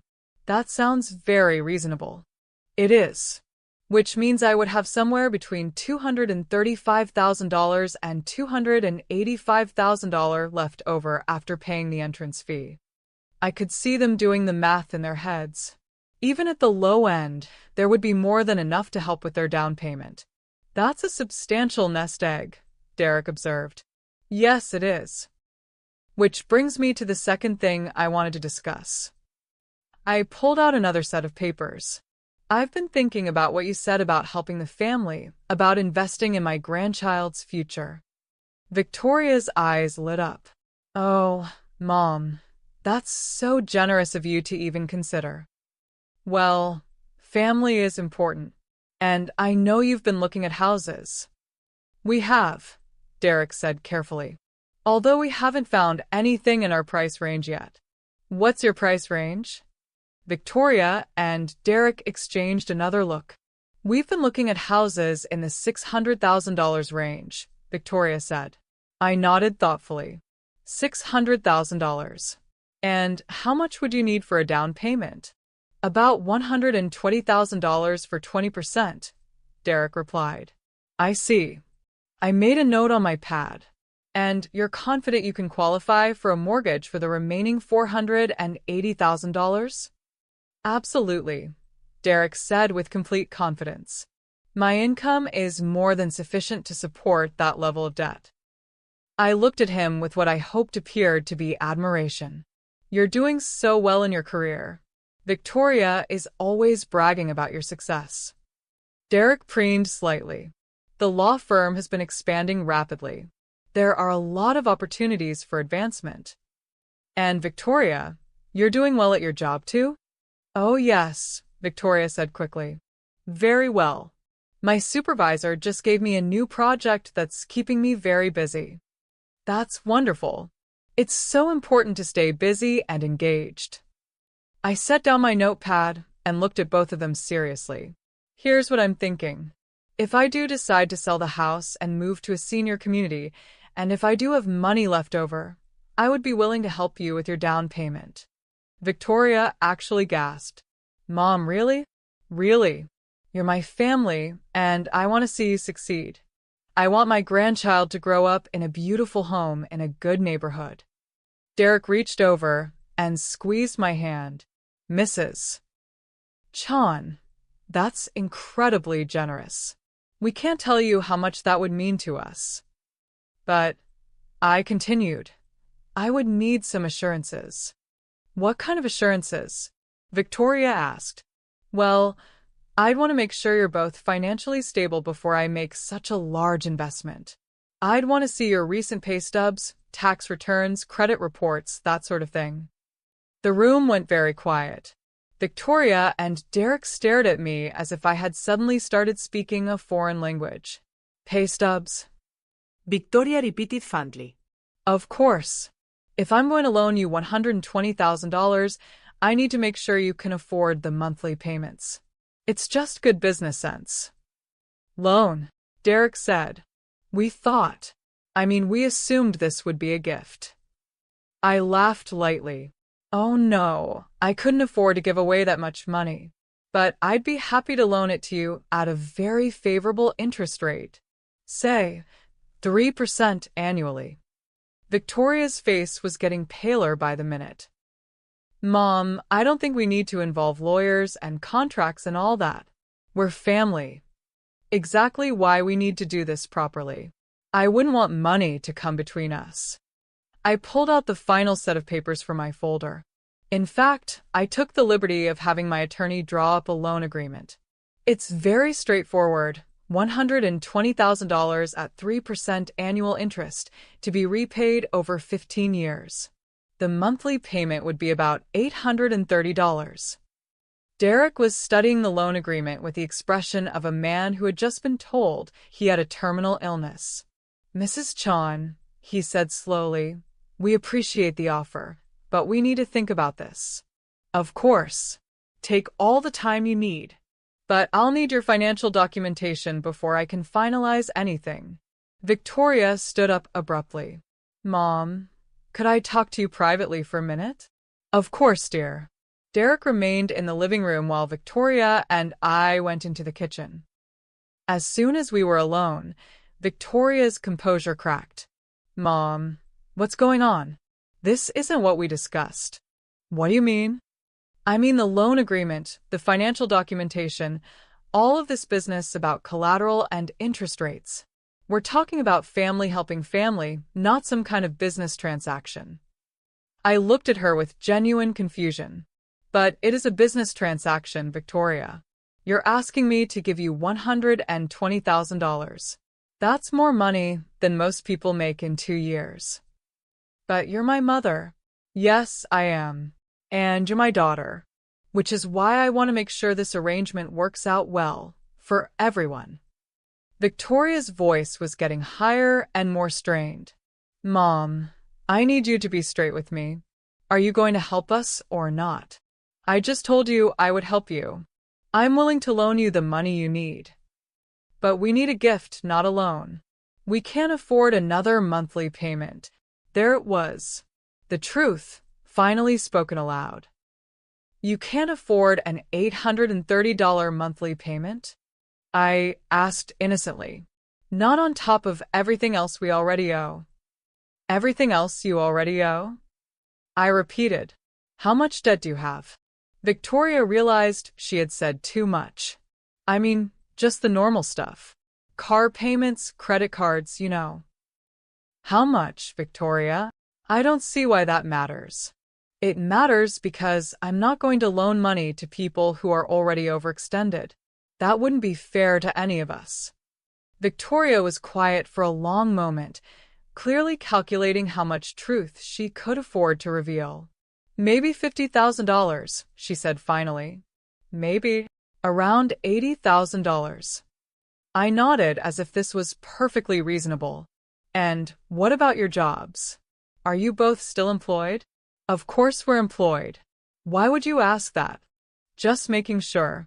Derek mentioned that his firm has been expanding, and you said your supervisor gave you a new project. That all sounds very positive.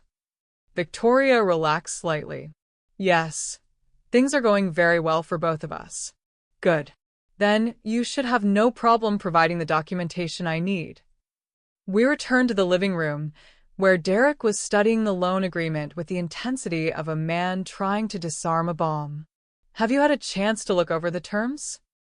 I asked him. Yes, and they seem very fair. But Mrs. Chan, I have to ask, is this loan contingent on us buying a specific house? Not at all. You can use the money for any house you choose. Derek and Victoria exchanged another look. I could see them having an entire conversation with their eyes. Actually, Derek said carefully, we've already put an offer in on a house. How exciting. Where? Westfield Estates. It's a beautiful neighborhood, excellent schools. And how much is this house? Another pause. $750.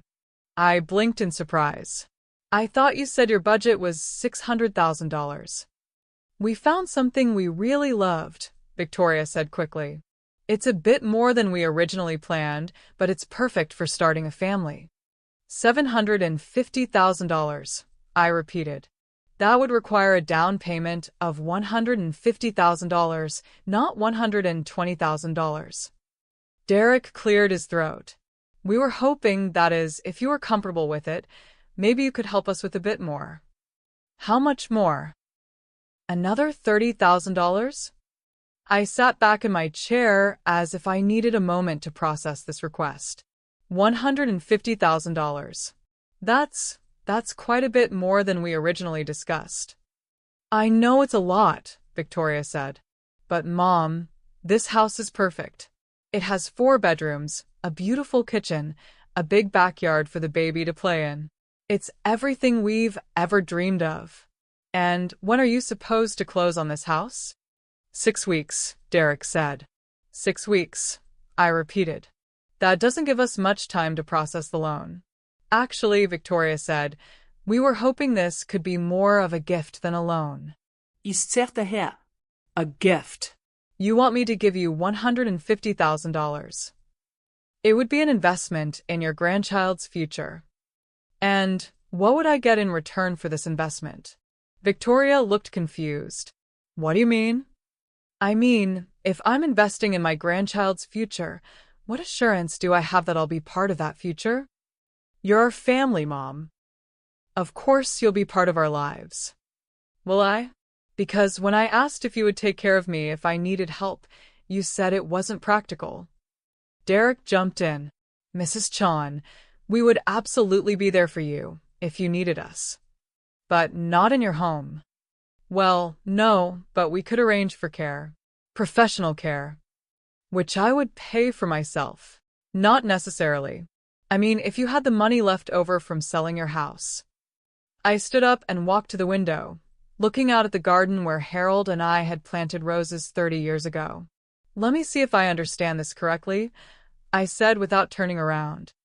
You want me to sell my house, give you $150,000 for yours, and use whatever money I have left to pay for my own care when I'm too old to live independently. That's not how we would phrase it, Victoria said. How would you phrase it? There was a long silence. Finally, Derek spoke. We would phrase it as family taking care of family. I turned back to face them. Interesting. Because it sounds to me like family taking care of family only goes one direction. Mom, that's not fair, Victoria protested. Isn't it? I've been taking care of you your entire life. I paid for your education, your wedding, your emergencies. I've never asked you for anything in return. But now, when I might need care someday, your solution is for me to pay for it myself with money from selling my home. That's not, we never said. You didn't have to say it. It's what you meant. I walked back to my chair and sat down, looking at both of them with new eyes. I want to ask you both something, and I want honest answers. They nodded. Do you love me? Of course we love you, Victoria said immediately. No, I mean really love me. Not because I'm your mother or because you feel obligated to. Do you actually enjoy my company? Do you value my opinions? Do you care about my happiness? Victoria's face flushed. Mom, why are you asking these questions? Because I need to know if you see me as a person or as a resource. You're being ridiculous, Derek said. Of course you're a person. Am I? Because from where I'm sitting, it seems like you see me as a piggy bank. You want me to sell my home, give you the money, and disappear into a senior community where I won't be an inconvenience to your new life. That's not true. Victoria stood up, her voice getting shrill. We want what's best for you. No, Victoria. You want what's best for you. And you want me to pay for it. The room fell silent except for the ticking of the grandfather clock in the corner. Victoria was crying now, and Derek looked like he wanted to be anywhere else in the world. Mom, Victoria said through her tears, I don't understand why you're being so hostile. We're trying to plan a future together. No, You're trying to plan a future for yourselves at my expense. I reached into my folder and pulled out the final set of papers, Marcus Webb's investigation report. Before we go any further, I said, there's something else we need to discuss. What? Derek asked warily. Your financial situation. Victoria went very still. What about our financial situation? Well, if I'm going to give you $150,000, I need to make sure you can afford the house you're buying. So, I did a little research. I opened the folder and began laying out documents. Derek, I understand your law firm has been struggling lately. Several major clients have left, and your salary has been reduced by 30%. Derek's face went white. Where did you get that information? And Victoria, I continued, not answering his question, I understand you were fired from your job 6 months ago for falsifying expense reports. Victoria gasped. That's not. I wasn't fired. I quit. You were fired for stealing from your employer. I never stole anything. Falsifying expense reports is theft, Victoria. She sat down heavily. All the color drained from her face. I also understand, I continued, spreading out more documents, that you have over $80,000 in credit card debt, that your home equity line of credit is maxed out, and that you're spending $3,000 more per month than you're earning. Derek was staring at the papers as if they might burst into flames. How did you get these documents? That's not important. What's important is that you've been lying to me. We haven't been lying, Victoria said weakly. Haven't you? Victoria, you've been pretending to go to work every day for 6 months. Derek, you've been telling me about your firm's expansion when it's actually contracting. You've both been lying to me about your financial situation while pressuring me to solve your problems with my money. I pulled out the final document, the mortgage rejection letter. And this, I said, is the rejection letter for your mortgage application. The bank turned you down 3 days ago. The silence that followed was deafening. Victoria was crying harder now, and Derek looked like he might be sick. So you see, I continued conversationally, you've been trying to manipulate me into giving you money for a house you can't afford, to solve debt problems you created through your own irresponsibility, using money from selling the only security I have. Mom, Victoria whispered, I can explain. I'm sure you can. But I'm not interested in explanations. I'm interested in the truth. I gathered up all the papers and put them back in the folder.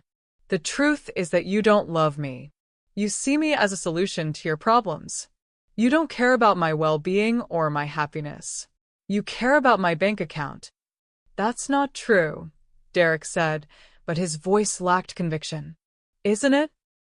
Tell me, Derek, if I didn't have this house, if I was just a poor old woman with nothing to offer, would you still be sitting here pretending to care about my future? He didn't answer. And Victoria, if I couldn't help you financially, would you still call me? Would you still visit? Would you still want me in your life? Victoria was sobbing now, but she didn't answer either. I thought not. I stood up and walked to the front door, opening it wide. I think it's time for you to leave. They sat there for a moment, stunned. Then Derek slowly got to his feet. Mrs. Chon, I think there's been a misunderstanding. No misunderstanding. I understand perfectly. You're broke, desperate, and willing to lie to your own mother to get what you want. Victoria stood up on shaky legs. Mom, please. Let us explain. Victoria, you've been lying to me for 6 months. You've been manipulating me, pressuring me, and treating me like a fool. There's nothing left to explain. They gathered their coats and headed for the door. As Victoria passed me, she grabbed my arm. Mom, I'm pregnant. I'm your daughter. You can't just abandon us. I looked down at her hand on my arm, then back up at her face. I'm not abandoning you, Victoria. I'm just stopping the enabling. What does that mean? It means you're about to learn what it's like to live with the consequences of your choices. After they left, I poured myself another glass of wine and sat in my living room, surrounded by the silence of my own home. For the first time in months, I felt completely at peace. Victoria and Derek thought they had been playing chess with a child. They had no idea they had been playing with a master, and the game was just beginning. The phone started ringing at 7 a.m. the next morning. I let it go to voicemail. It rang again at 7:15, then 7:30, then every 15 minutes until noon. All calls from Victoria, each voicemail more desperate than the last. Mom, please call me back. We need to talk. Mom, I know you're angry, but we can work this out. Mom, please. I'm begging you, don't do this to us. By the fifth call, the tone changed. Mom, this is ridiculous. You can't just cut us off because of some misunderstanding. Call me back. By the 10th call, she was sobbing. Mom, I don't know what you want from me. Eve apologized. Eve explained. Please just talk to me. The baby, think about the baby. I didn't call her back. Instead, I called Patricia Monroe. Patricia, it's Emiliana Chan. I'm ready to move forward with the sale. Wonderful. Do you want to list it, or did you find a private buyer? I want to sell it to a cash buyer as quickly as possible. Price is secondary to speed. I see. May I ask what's changed? Let's just say my living situation has become untenable. Patricia was silent for a moment. Mrs. Chan, are you in some kind of trouble? Because if someone is pressuring you to sell your home, someone is pressuring me. My daughter. But not in the way you think. I explained the situation in broad strokes, how Victoria wanted me to sell and give her the money, how I had discovered her lies about her job and finances, how I had decided to sell the house to prevent her from ever getting her hands on it. I want to sell it to someone who will love it and take care of it, I concluded. And I want to do it before my daughter realizes what I'm planning. Mrs. Chan, I have to ask, are you certain about this? Selling out of spite. This isn't spite, Patricia. This is self-preservation. There was another pause. All right. I have a client who's been looking for exactly this type of property. He's a cash buyer, looking to close quickly. Would you be interested in meeting him? How quickly could we close? If everything goes smoothly, 1 week. Set it up. My next call was to Margaret Hendricks.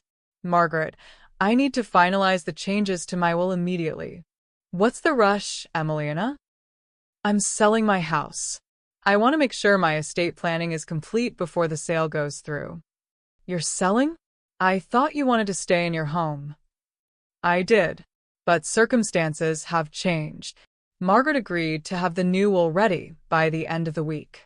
Then I called Sarah Chun, my financial advisor.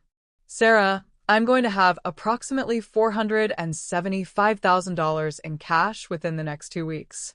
I need to discuss investment options. That's a substantial sum. Are you selling your house? Yes. And you're comfortable with that decision? Very comfortable. All right. Why don't you come in next week and we'll discuss your options?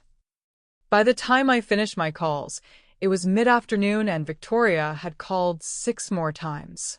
I was just settling down with a cup of tea when I heard a car door slam in my driveway. Through the window, I could see Victoria getting out of her Mercedes, her face red and blotchy from crying. She didn't bother to knock.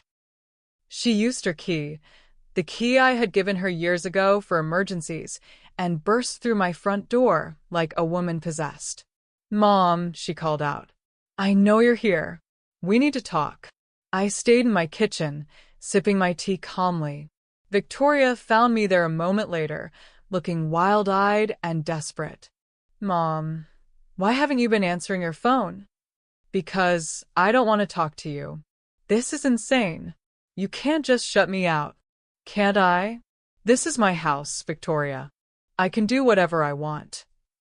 She sat down across from me without being invited, her hands shaking. Mom, I know you're upset about the job thing, but I can explain. I'm listening. Victoria took a deep breath. I wasn't fired. I quit. There was a disagreement with my supervisor about some paperwork. I felt it was better to leave than to deal with a hostile work environment. I nodded thoughtfully. And you've been unemployed for 6 months? I've been taking some time to figure out my next move. With the baby coming, Derek, and I thought it might be good for me to take a break. I see. And Derek's salary reduction. That's temporary. The firm is restructuring, but it's going to lead to better opportunities down the road. And your credit card debt? Victoria's face flushed. We had some unexpected expenses. Medical bills, home repairs. Things happen. $80,000 worth of things? It's not as bad as it looks. We have a plan to pay it off, which involves me giving you $150,000. Victoria leaned forward, her eyes bright with desperation. Mom, we can make this work. I know we made some mistakes, but we're family. Family helps family. You're right, I said. Family does help family. Hope flickered across Victoria's face. So, you'll help us? I'm going to help you learn to be responsible for yourselves. The hope died. What does that mean? It means I'm not giving you any money. Victoria stared at me as if I had slapped her.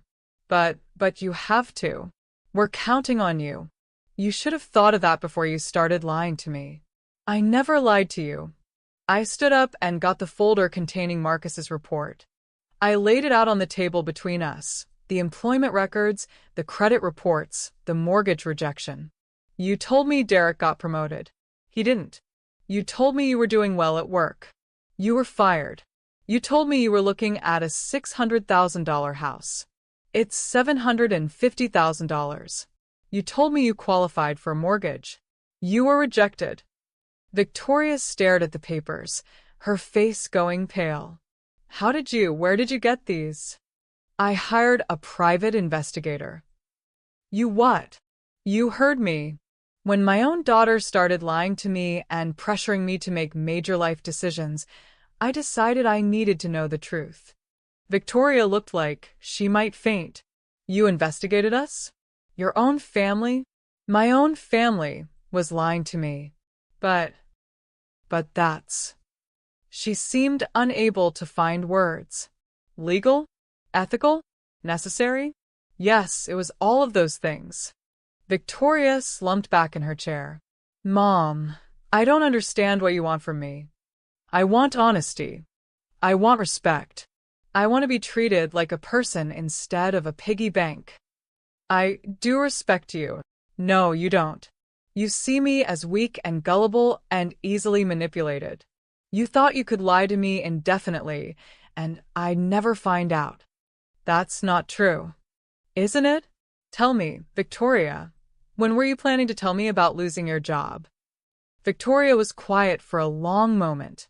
When I found another one. And if you didn't find another one, I would have found one. But if you didn't, she didn't answer. You were never going to tell me, were you? You were going to let me believe you were successfully employed while you manipulated me into giving you money to solve problems I didn't even know existed. It wasn't manipulation. It was trying to protect you from worrying. I laughed, but there was no humor in it. Protect me? By lying to me? By pressuring me to sell my home? By treating me like a senile old fool?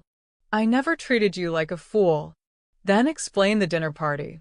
Explain bringing real estate agents and senior community directors to pressure me without my knowledge.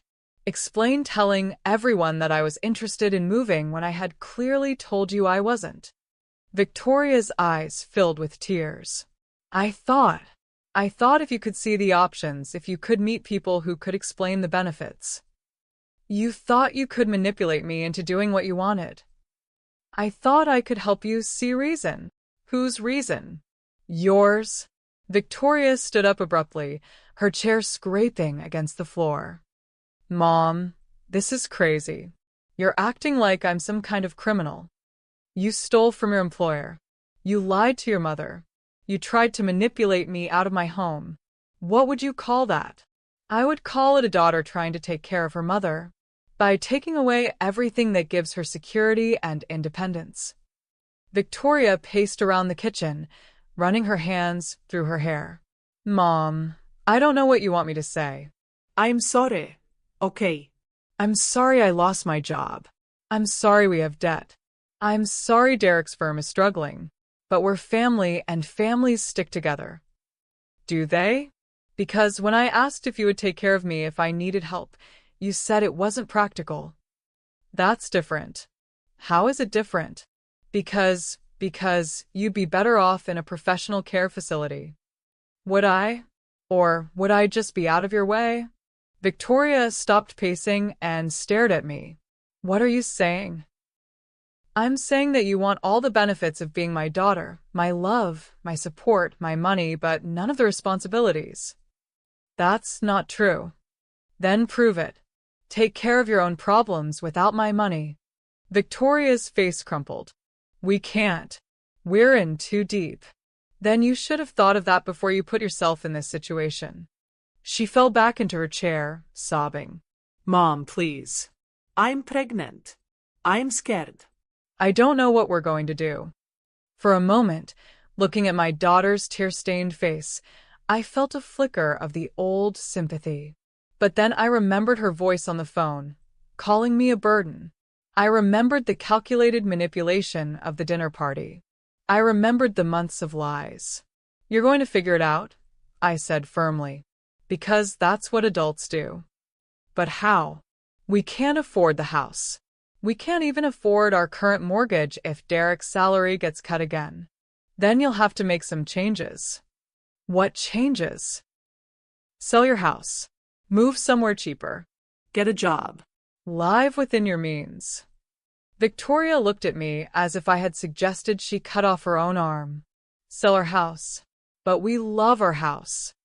I love my house too. But you want me to sell it. That's different. You don't need a big house. And you don't need an expensive house. Victoria was quiet for a long moment, staring at the papers spread across the table. When she looked up, her expression had changed. The tears were gone, replaced by something harder. Fine, she said. If that's how you want to play it, fine. But don't expect me to keep pretending that you're this wonderful mother who sacrificed everything for her family. I'm listening. You think you're so noble, living in this little house, acting like you're some kind of martyr. But the truth is, you're selfish. You always have been. I raised an eyebrow. Selfish? How so? You kept Dad's life insurance money instead of sharing it with me. You hoarded your savings instead of helping us when we needed it. You sit in this house acting like some kind of saint while your own daughter struggles. Struggles with problems you created. Everyone has problems. But most mothers help their children instead of judging them. Most children don't lie to their mothers. Victoria stood up again, her voice getting louder. You know what? I'm glad this is all coming out. I'm tired of pretending that you're this sweet, sacrificing mother. You're bitter and mean, and you've never forgiven me for growing up and having my own life.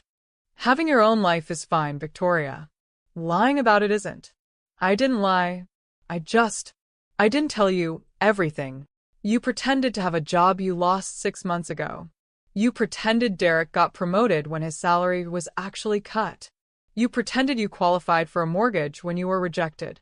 If those aren't lies, what are they? Victoria's face was red with anger. There. Lies. The word you're looking for is lies. Fini. They're lies. But I lied to protect you. You lied to manipulate me. I lied because I knew you'd react exactly like this. I knew you'd be judgmental and unsympathetic and completely unhelpful. So, it's my fault that you lied to me. Yes. It is your fault, because you've never been supportive of anything I've done. You've always been critical and demanding and impossible to please. I looked at my daughter, this woman I had raised and loved and sacrificed for, and saw a stranger, a bitter, entitled stranger who blamed everyone else for her problems. Victoria, I said quietly, I want you to leave. Good. I don't want to be here, anyway. This house is depressing, and you're impossible. She gathered up her purse and headed for the door. At the threshold, she turned back. You know what, Mom? Don't bother calling me when you're lying in a hospital bed with no one to take care of you. I'm done pretending to care about someone who obviously doesn't care about me. I understand. And don't expect me to bring your grandchild around to visit some bitter old woman who chose her money over her family. I won't expect anything from you, ever again. Victoria stared at me for a moment, as if she couldn't believe what she was hearing. Then she slammed the door so hard that the pictures on the wall rattled. I sat alone in my kitchen, listening to her car screech out of the driveway, and felt nothing but relief. The mask was finally off.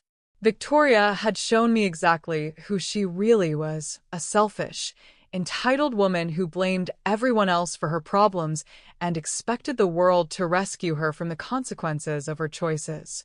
Well, she was about to learn that the world didn't work that way. The next morning, I met with Patricia's cash buyer, a lovely couple in their 40s named Michael and Sarah Thompson.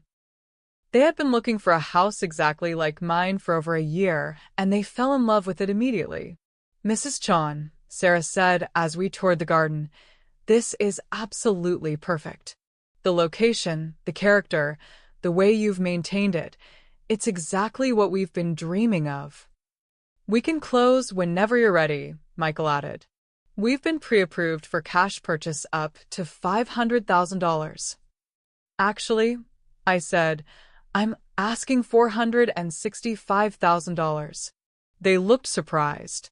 Are you sure? Patricia said comparable homes in this neighborhood are selling for more than that. I'm sure. I want this house to go to people who will love it, not to the highest bidder. We shook hands on the deal that afternoon. The closing was scheduled for the following Friday, exactly 1 week away. But I wasn't finished. Phase 3 of my plan was just beginning. On Wednesday, I received a frantic call from Derek. His voice was strained and desperate. Mrs. Chon, we need to talk. Do we? Victoria told me about your conversation. I think there's been a huge misunderstanding. I don't think there's any misunderstanding, Derek. I think everything is perfectly clear. Please, just give me a chance to explain. Can I come over? No. Then can we meet somewhere? Please. I'm begging you. There was something in his voice, a raw desperation that made me curious. Fine. The coffee shop on Maple Street. 1 hour. Derek was already there when I arrived, looking haggard and exhausted. His usually perfect hair was disheveled, and his expensive suit was wrinkled. Mrs. Chon, thank you for coming. I sat down across from him and waited. I want to apologize, he said. For everything. For lying to you, for pressuring you, for not being honest about our situation. Go on. The truth is, we're in serious trouble. Worse than Victoria told you. The mortgage rejection was just the beginning. He pulled out a folder of his own and spread papers across the table. We got this yesterday. It was a foreclosure notice. Their current house was going into foreclosure. We're 3 months behind on our mortgage payments, Derek continued. The bank is starting proceedings next week. I studied the notice calmly. How did you let it get this bad? After Victoria lost her job, we kept thinking she'd find another one quickly. She's always been successful, so we didn't panic. We just put the mortgage payments on credit cards, thinking it was temporary. For 6 months, we kept thinking things would turn around. And when they didn't, we hoped. You hoped I would save you. Derek's face flushed. Yes. We hoped you would help us. By giving you money from selling my home. It seemed like a solution that would work for everyone. I leaned back in my chair.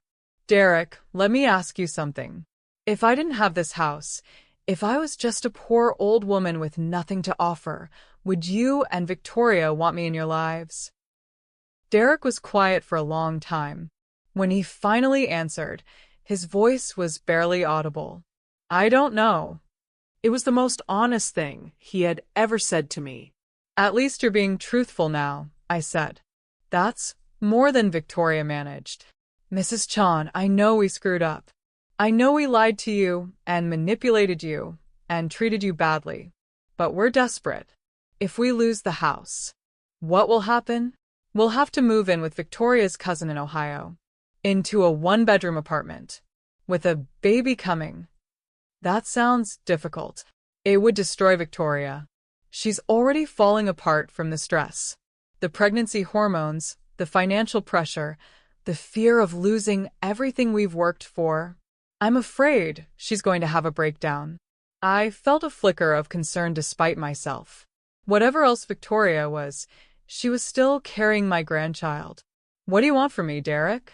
I don't know. Something. Anything. A loan, a gift, advice. We're drowning, and you're the only one who can throw us a life preserver. And if I do, what's to stop you from coming back for more money the next time you get in trouble? Derek was quiet for a moment. Nothing, he said finally, because we don't know how to live within our means. We've never had to. Again, brutal honesty. It was almost refreshing. Derek, can I ask you something? Of course. Do you love my daughter? He looked surprised by the question. Yes. I do love her. Even though she lied to her own mother for 6 months? Derek's face darkened. That wasn't entirely her fault. I encouraged her to be selective about what she told you.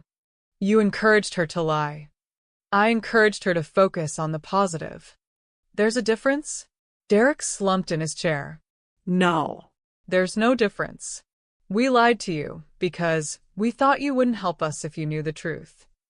You were right. So, what happens now? I gathered up the foreclosure papers and handed them back to him. Now you deal with the consequences of your choices. That's it?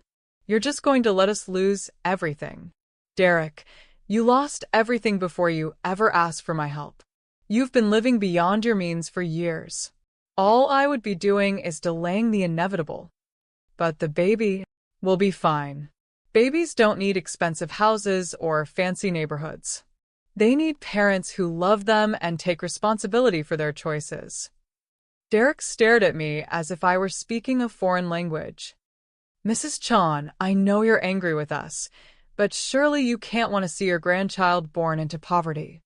My grandchild won't be born into poverty. You and Victoria both have college educations and marketable skills.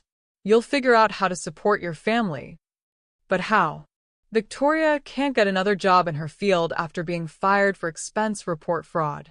And my salary isn't enough to support a family. Then Victoria will have to find work in a different field.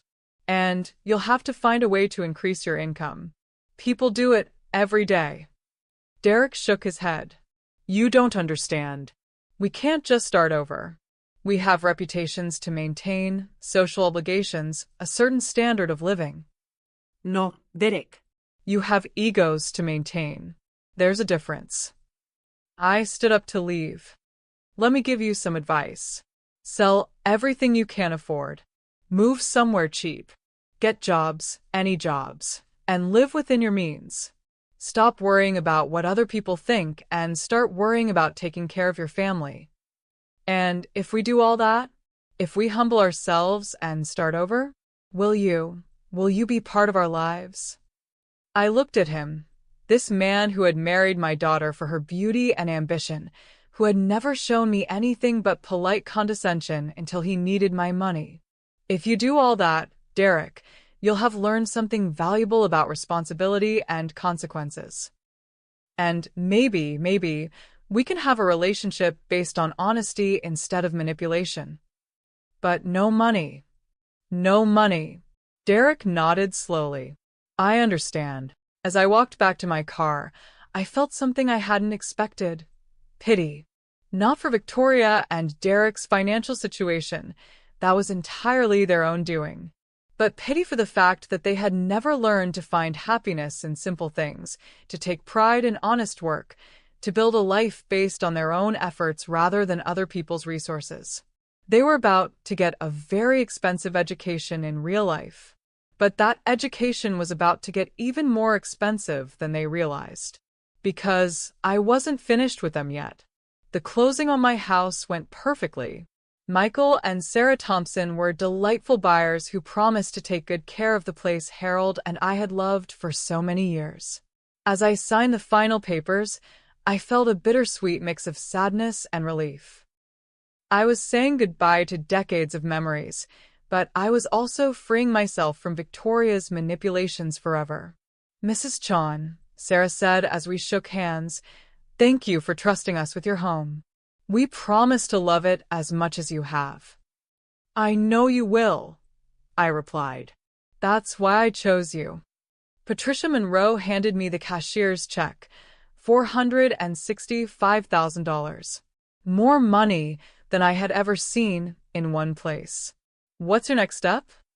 Patricia asked. "Freedom," I said.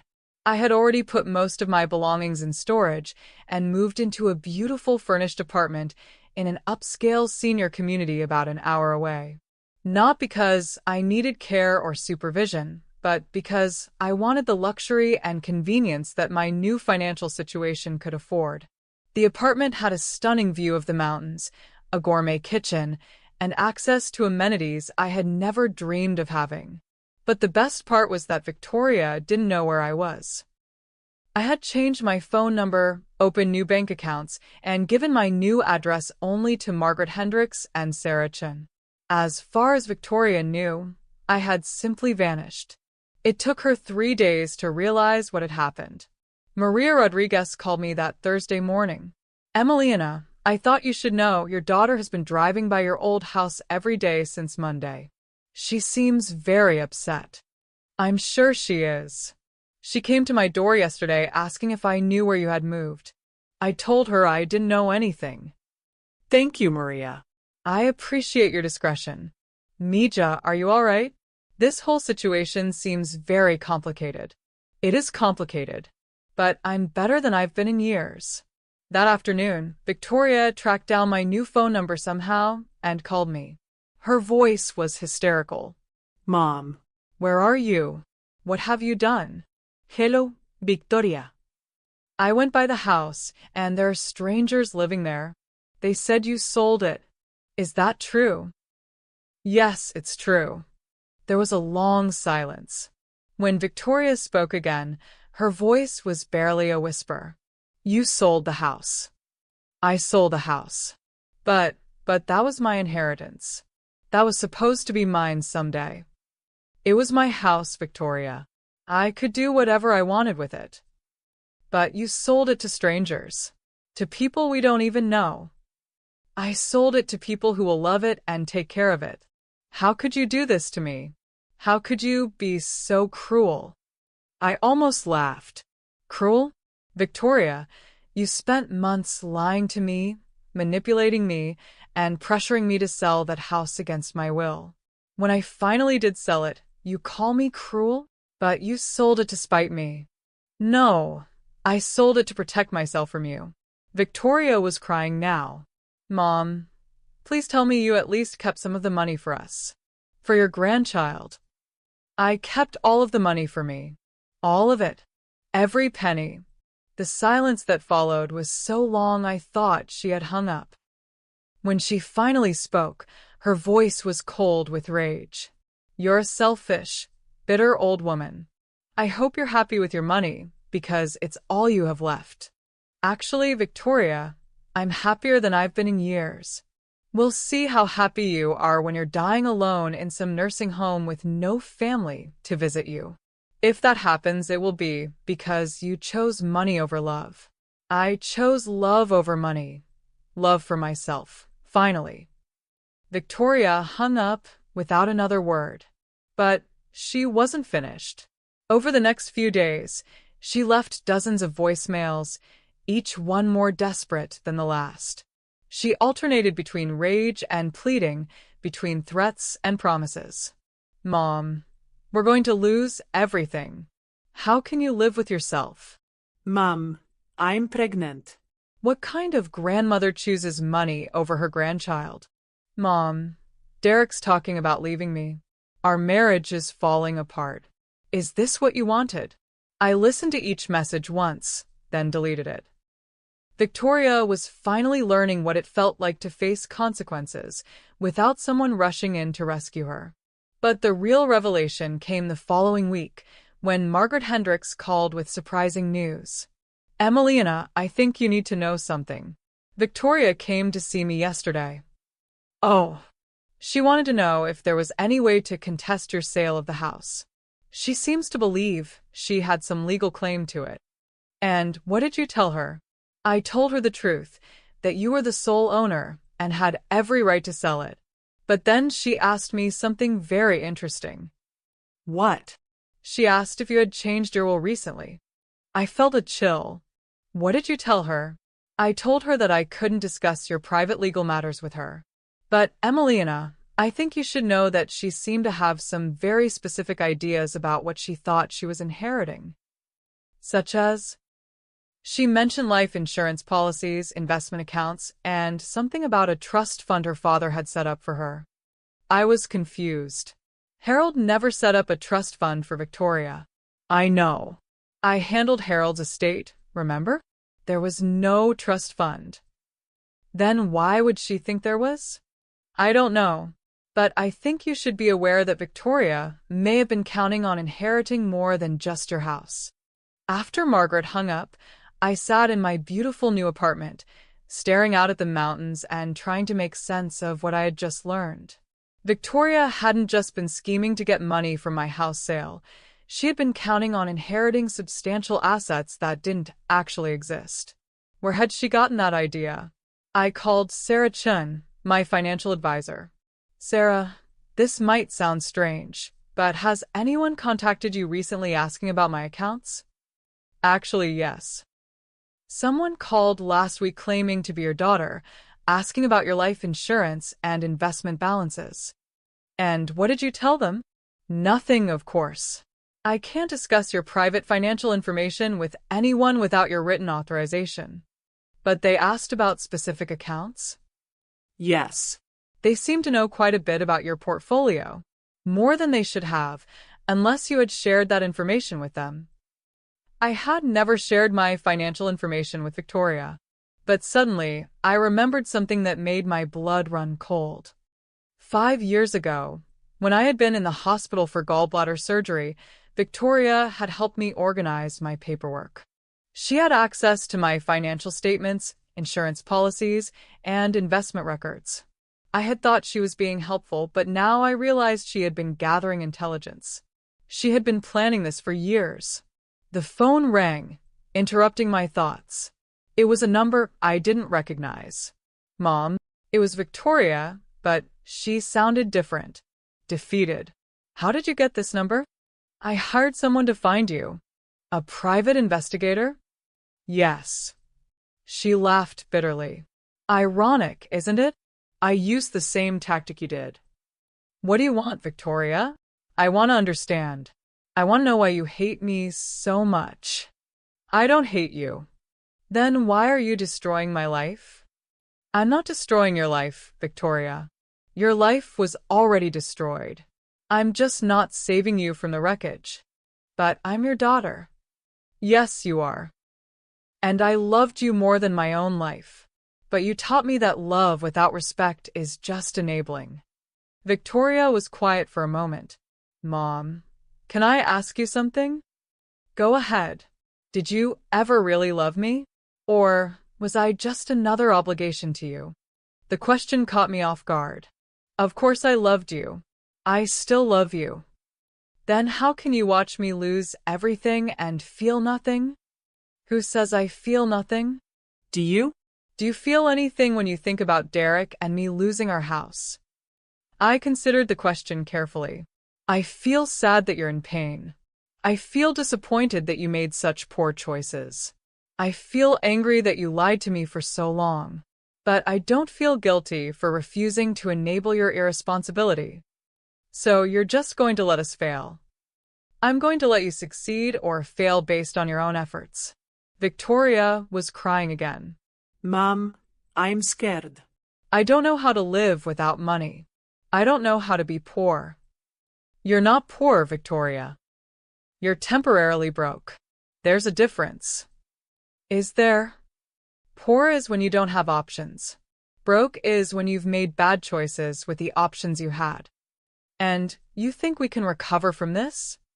I think you can if you're willing to change. Really change. Not just your circumstances, but your attitudes and expectations. What if we can't? What if we're not strong enough?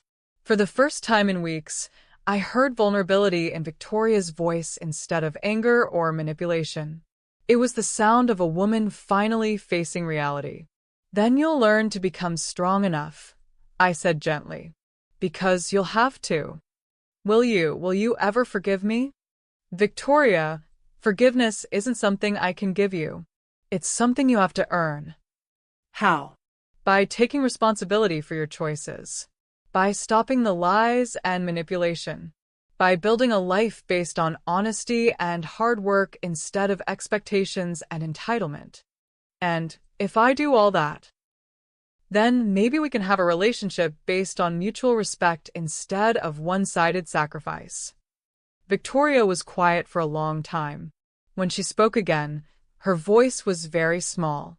I think I understand now why you did this. Do you? You weren't trying to punish me. You were trying to teach me. I was trying to save myself. The lesson is just a side effect. Mom, yes, I love you. I know I haven't acted like it, but I do love you. I love you too, Victoria. That's why this was so hard. After she hung up, I poured myself a glass of wine and stepped out onto my balcony. The sun was setting behind the mountains, painting the sky in brilliant shades of orange and pink. For the first time in months, I felt truly peaceful. I had done something I never thought I was capable of doing. I had chosen my own well-being over my daughter's manipulation. I had set boundaries and enforced them. I had refused to be a victim. But the most surprising thing was that I didn't feel guilty about it. I felt proud. I had finally learned to love myself as much as I had always loved Victoria. And that, I realized, was the greatest gift I could give to both of us. 3 months passed before I heard from Victoria again.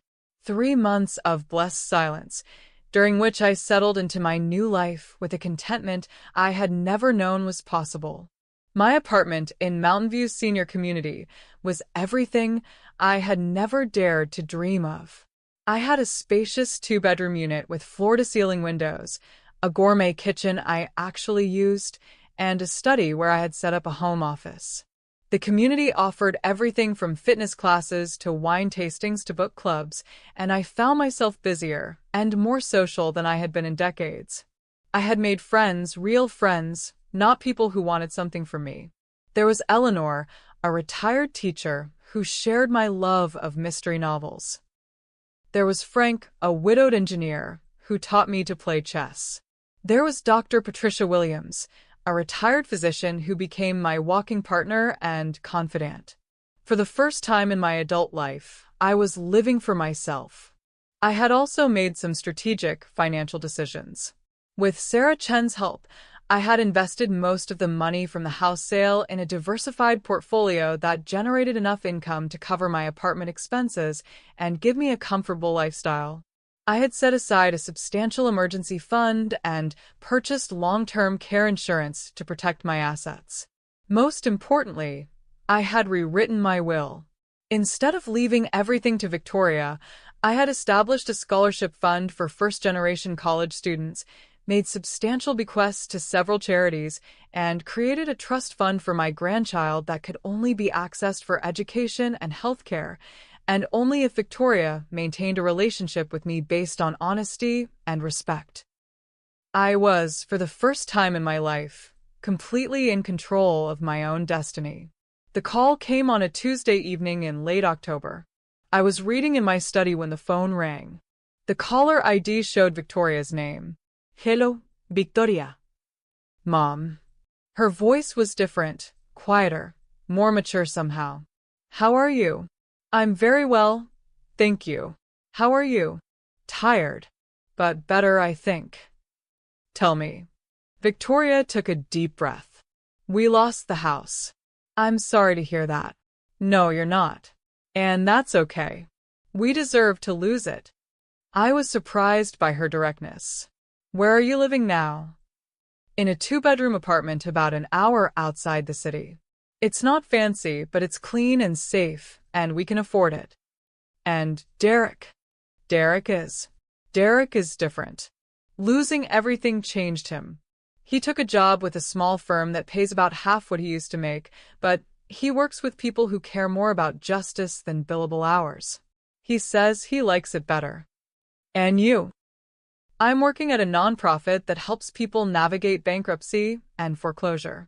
The irony isn't lost on me. She laughed, but it wasn't a bitter sound. It doesn't pay much, but it's honest work, and I'm good at it.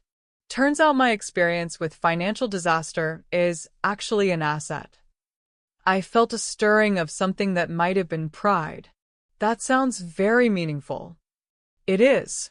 Mom, I need to tell you something. I'm listening. You were right. About everything. We were living beyond our means, lying to ourselves and to you, expecting other people to rescue us from our own bad decisions. What changed your mind? Hitting rock bottom, having nowhere to go but up, learning that we could survive without money and status and expensive things. Victoria paused, and when she continued, her voice was thick with emotion.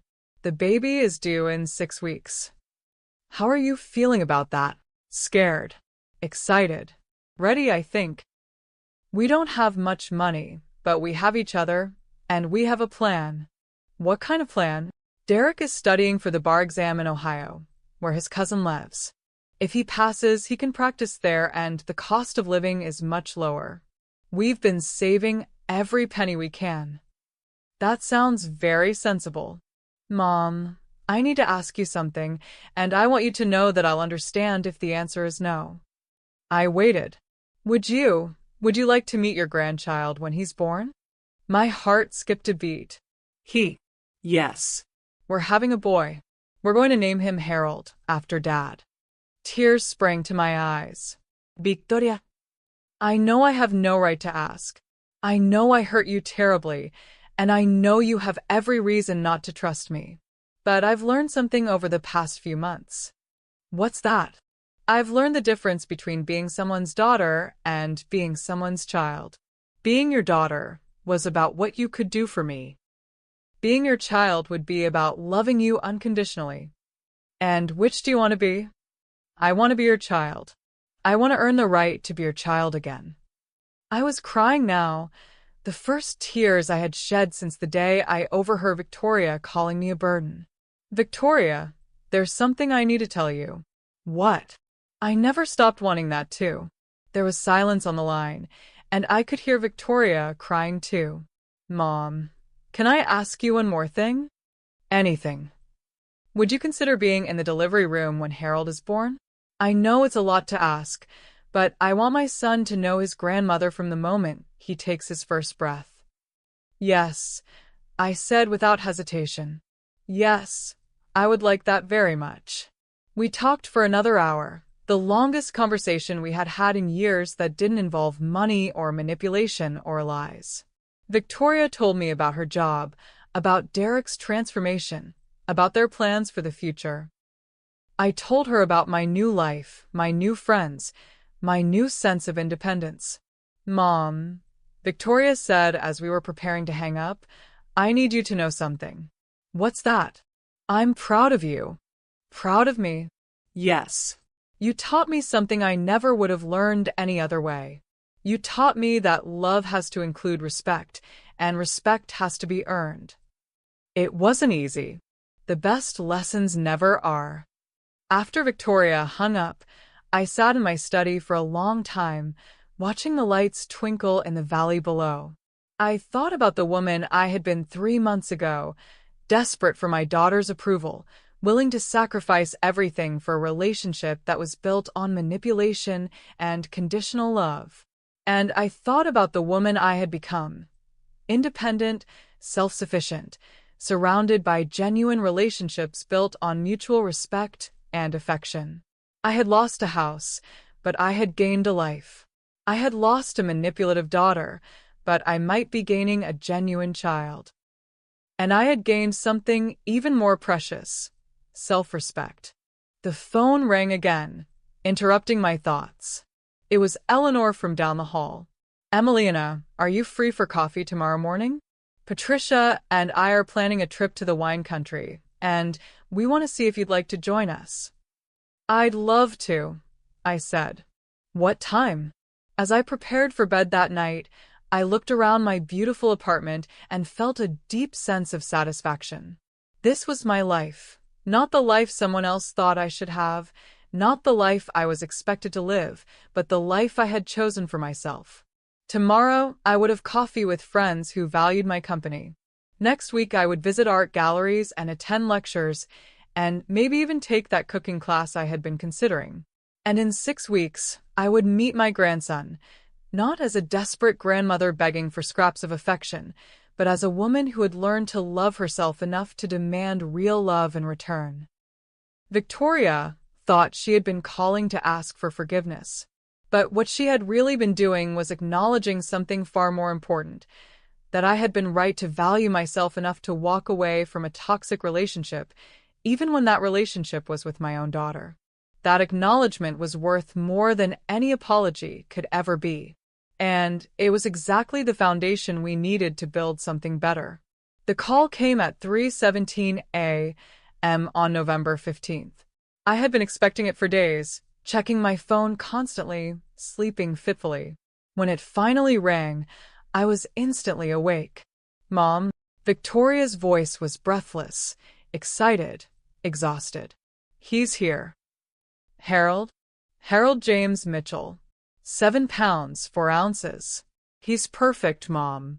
He's absolutely perfect. Are you both okay?" "We're wonderful. Tired, but wonderful. Would you like to come meet him?" I was already reaching for my clothes. "I'll be there in 2 hours." The drive to the hospital gave me time to think about everything that had led to this moment.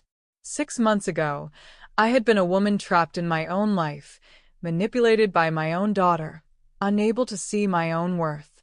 Now I was driving through the pre-dawn darkness to meet my grandson as a woman who had learned to value herself. The hospital was quiet at 5 a.m., filled with a hushed efficiency of night shift workers.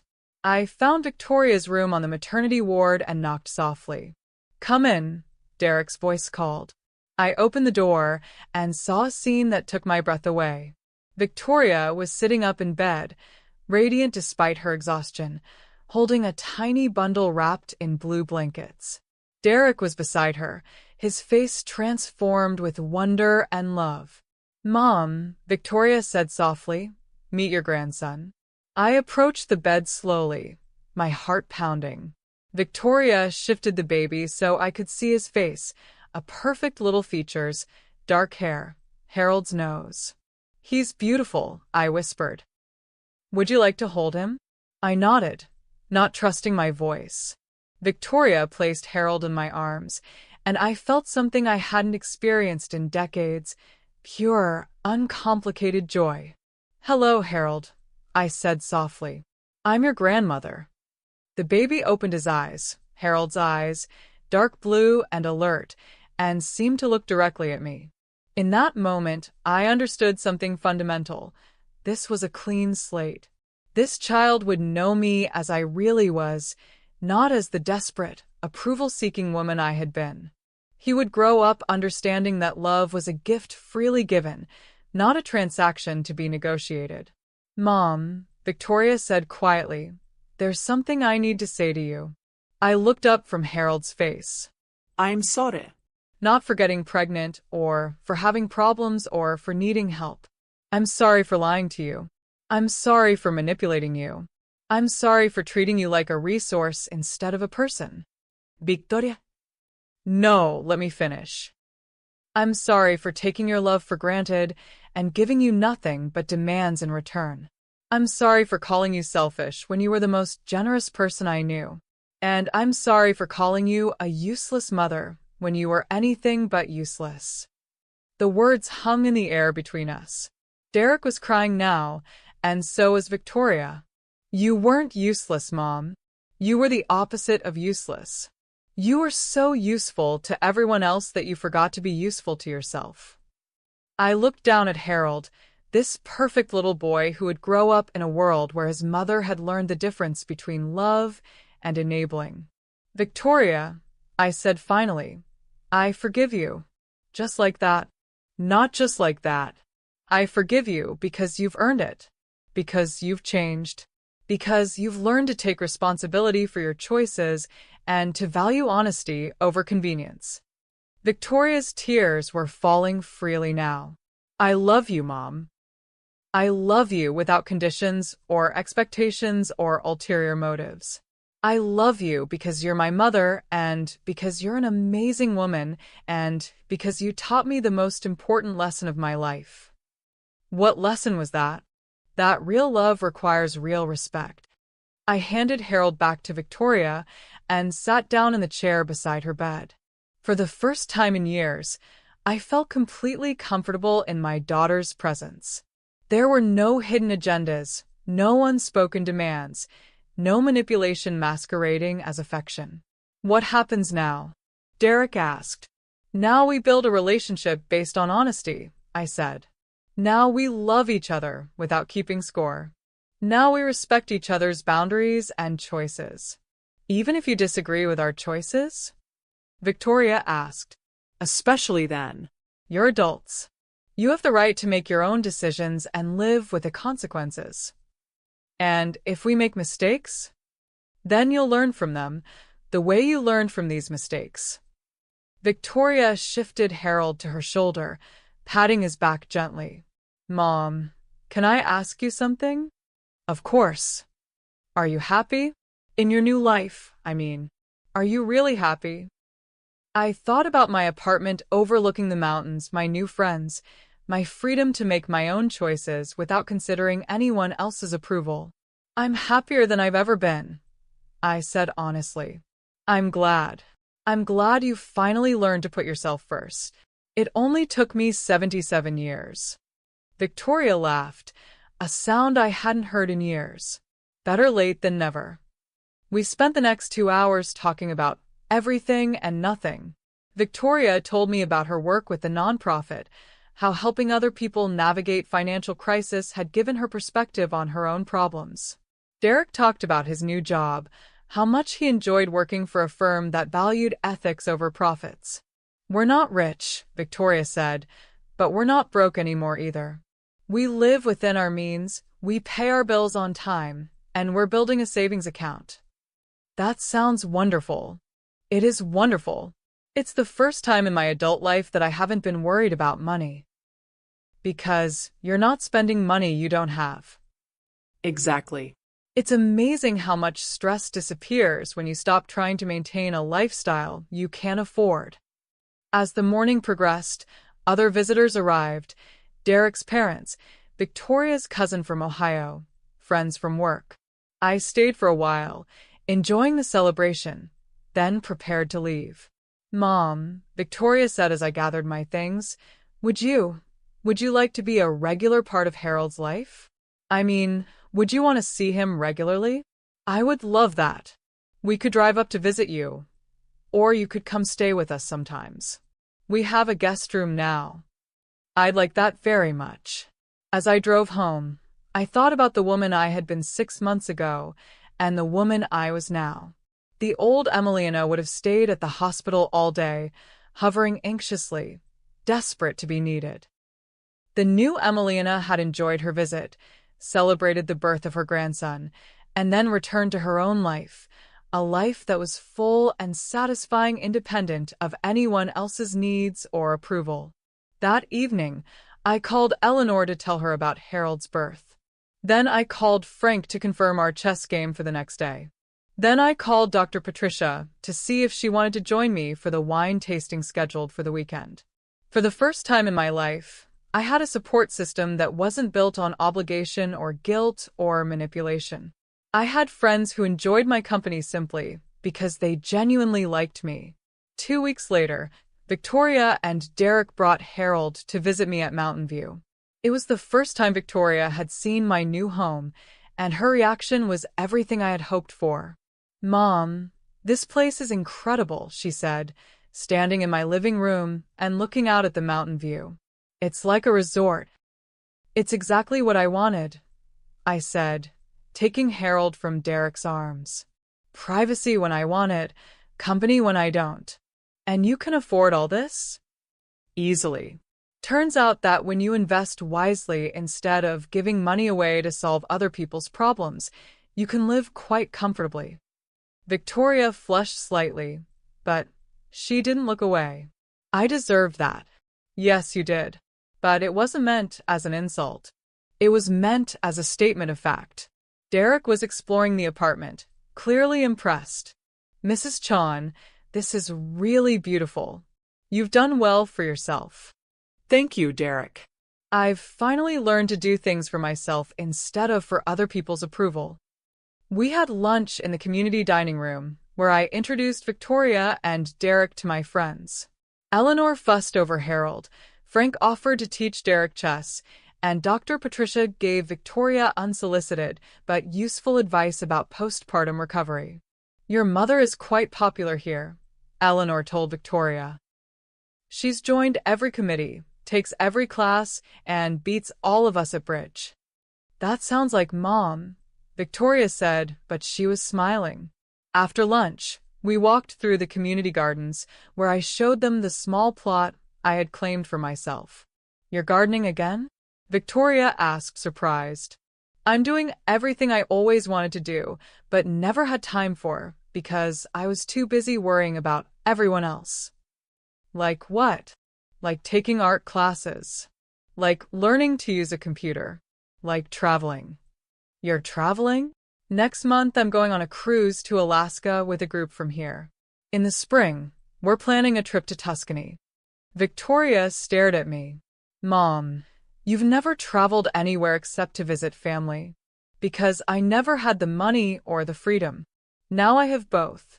That evening, after Victoria and Derek had gone back to their apartment with Harold, I sat on my balcony with a glass of wine and reflected on the day. 6 months ago, a visit from Victoria would have been an exercise in walking on eggshells, trying to avoid any topic that might trigger her anger or manipulation. Today had been simply a pleasant visit between family members who respected each other. The difference was profound. My phone rang, interrupting my thoughts. It was Victoria. "Mom, I just wanted to thank you for today." "Thank me for what?" "For showing me what happiness looks like." "I don't understand." "I mean, seeing you today, really seeing you, I realized that you're not just surviving without us. You're thriving. You're living the life you always should have been living." "And how does that make you feel?" Victoria was quiet for a moment. "Proud. And a little ashamed." "Ashamed of what?" "Ashamed that it took me so long to realize that you deserved to be happy. Ashamed that I was so focused on what I needed from you that I never thought about what you needed for yourself." "Victoria, that's in the past now." "I know. But I want you to know that seeing you today, seeing you confident and independent and surrounded by friends who genuinely care about you, it made me understand something important." "What's that?" "It made me understand that the best revenge isn't hurting the people who hurt you. The best revenge is living so well that their opinion of you becomes irrelevant." I smiled, thinking about all the angry voicemails Victoria had left me, all the accusations of selfishness and cruelty, all the threats about dying alone and unloved. "You're right," I said. "The best revenge is a life well lived." "And Mom, your life is very well lived." After we hung up, I poured myself another glass of wine and looked out at the lights twinkling in the valley below. Tomorrow I had lunch plans with Eleanor, a chess game with Frank, and a book club meeting in the evening. Next week I had a doctor's appointment that I could afford without worry, a hair appointment at the spa downstairs, and dinner plans with 3 different groups of friends. In 2 months, I would be on a cruise ship watching glaciers calve into the ocean. In 6 months, I would be walking through olive groves in Tuscany. I was 77 years old, and I was just beginning to live. The woman who had spent decades sacrificing her own happiness for an ungrateful daughter was gone. In her place was a woman who had learned that the most radical act of self-love is refusing to let other people's dysfunction become your emergency. Victoria had called me a useless mother, thinking it was the cruelest thing she could say. What she didn't understand was that being a useless mother, a mother who refused to enable, rescue, and sacrifice endlessly, was exactly what both of us needed. I had spent my entire adult life being useful to everyone except myself.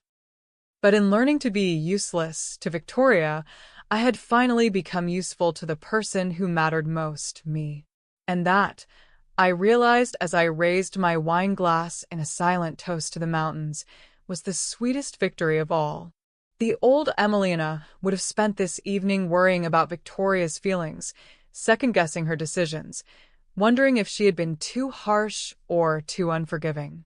The new Emelina was planning her next adventure. Tomorrow I would call the travel agent about adding a stop in Rome to my Tuscany trip. I would schedule a massage at the spa. I would check on my investment portfolio with Sarah Chen. I would live my life for myself, unapologetically and completely. Because I had finally learned the most important lesson of all, the only person responsible for my happiness was me. And I was doing a magnificent job. And that's the end of my story. A story about a woman who is called useless and decided to become wonderfully, gloriously useful to herself. If you've made it this far, I hope you found something in my journey that resonates with your own. Remember, it's never too late to choose yourself. It's never too late to demand respect. And it's never too late to build the life you actually want instead of the life other people expect you to live. Thank you for joining me on Her True Stories.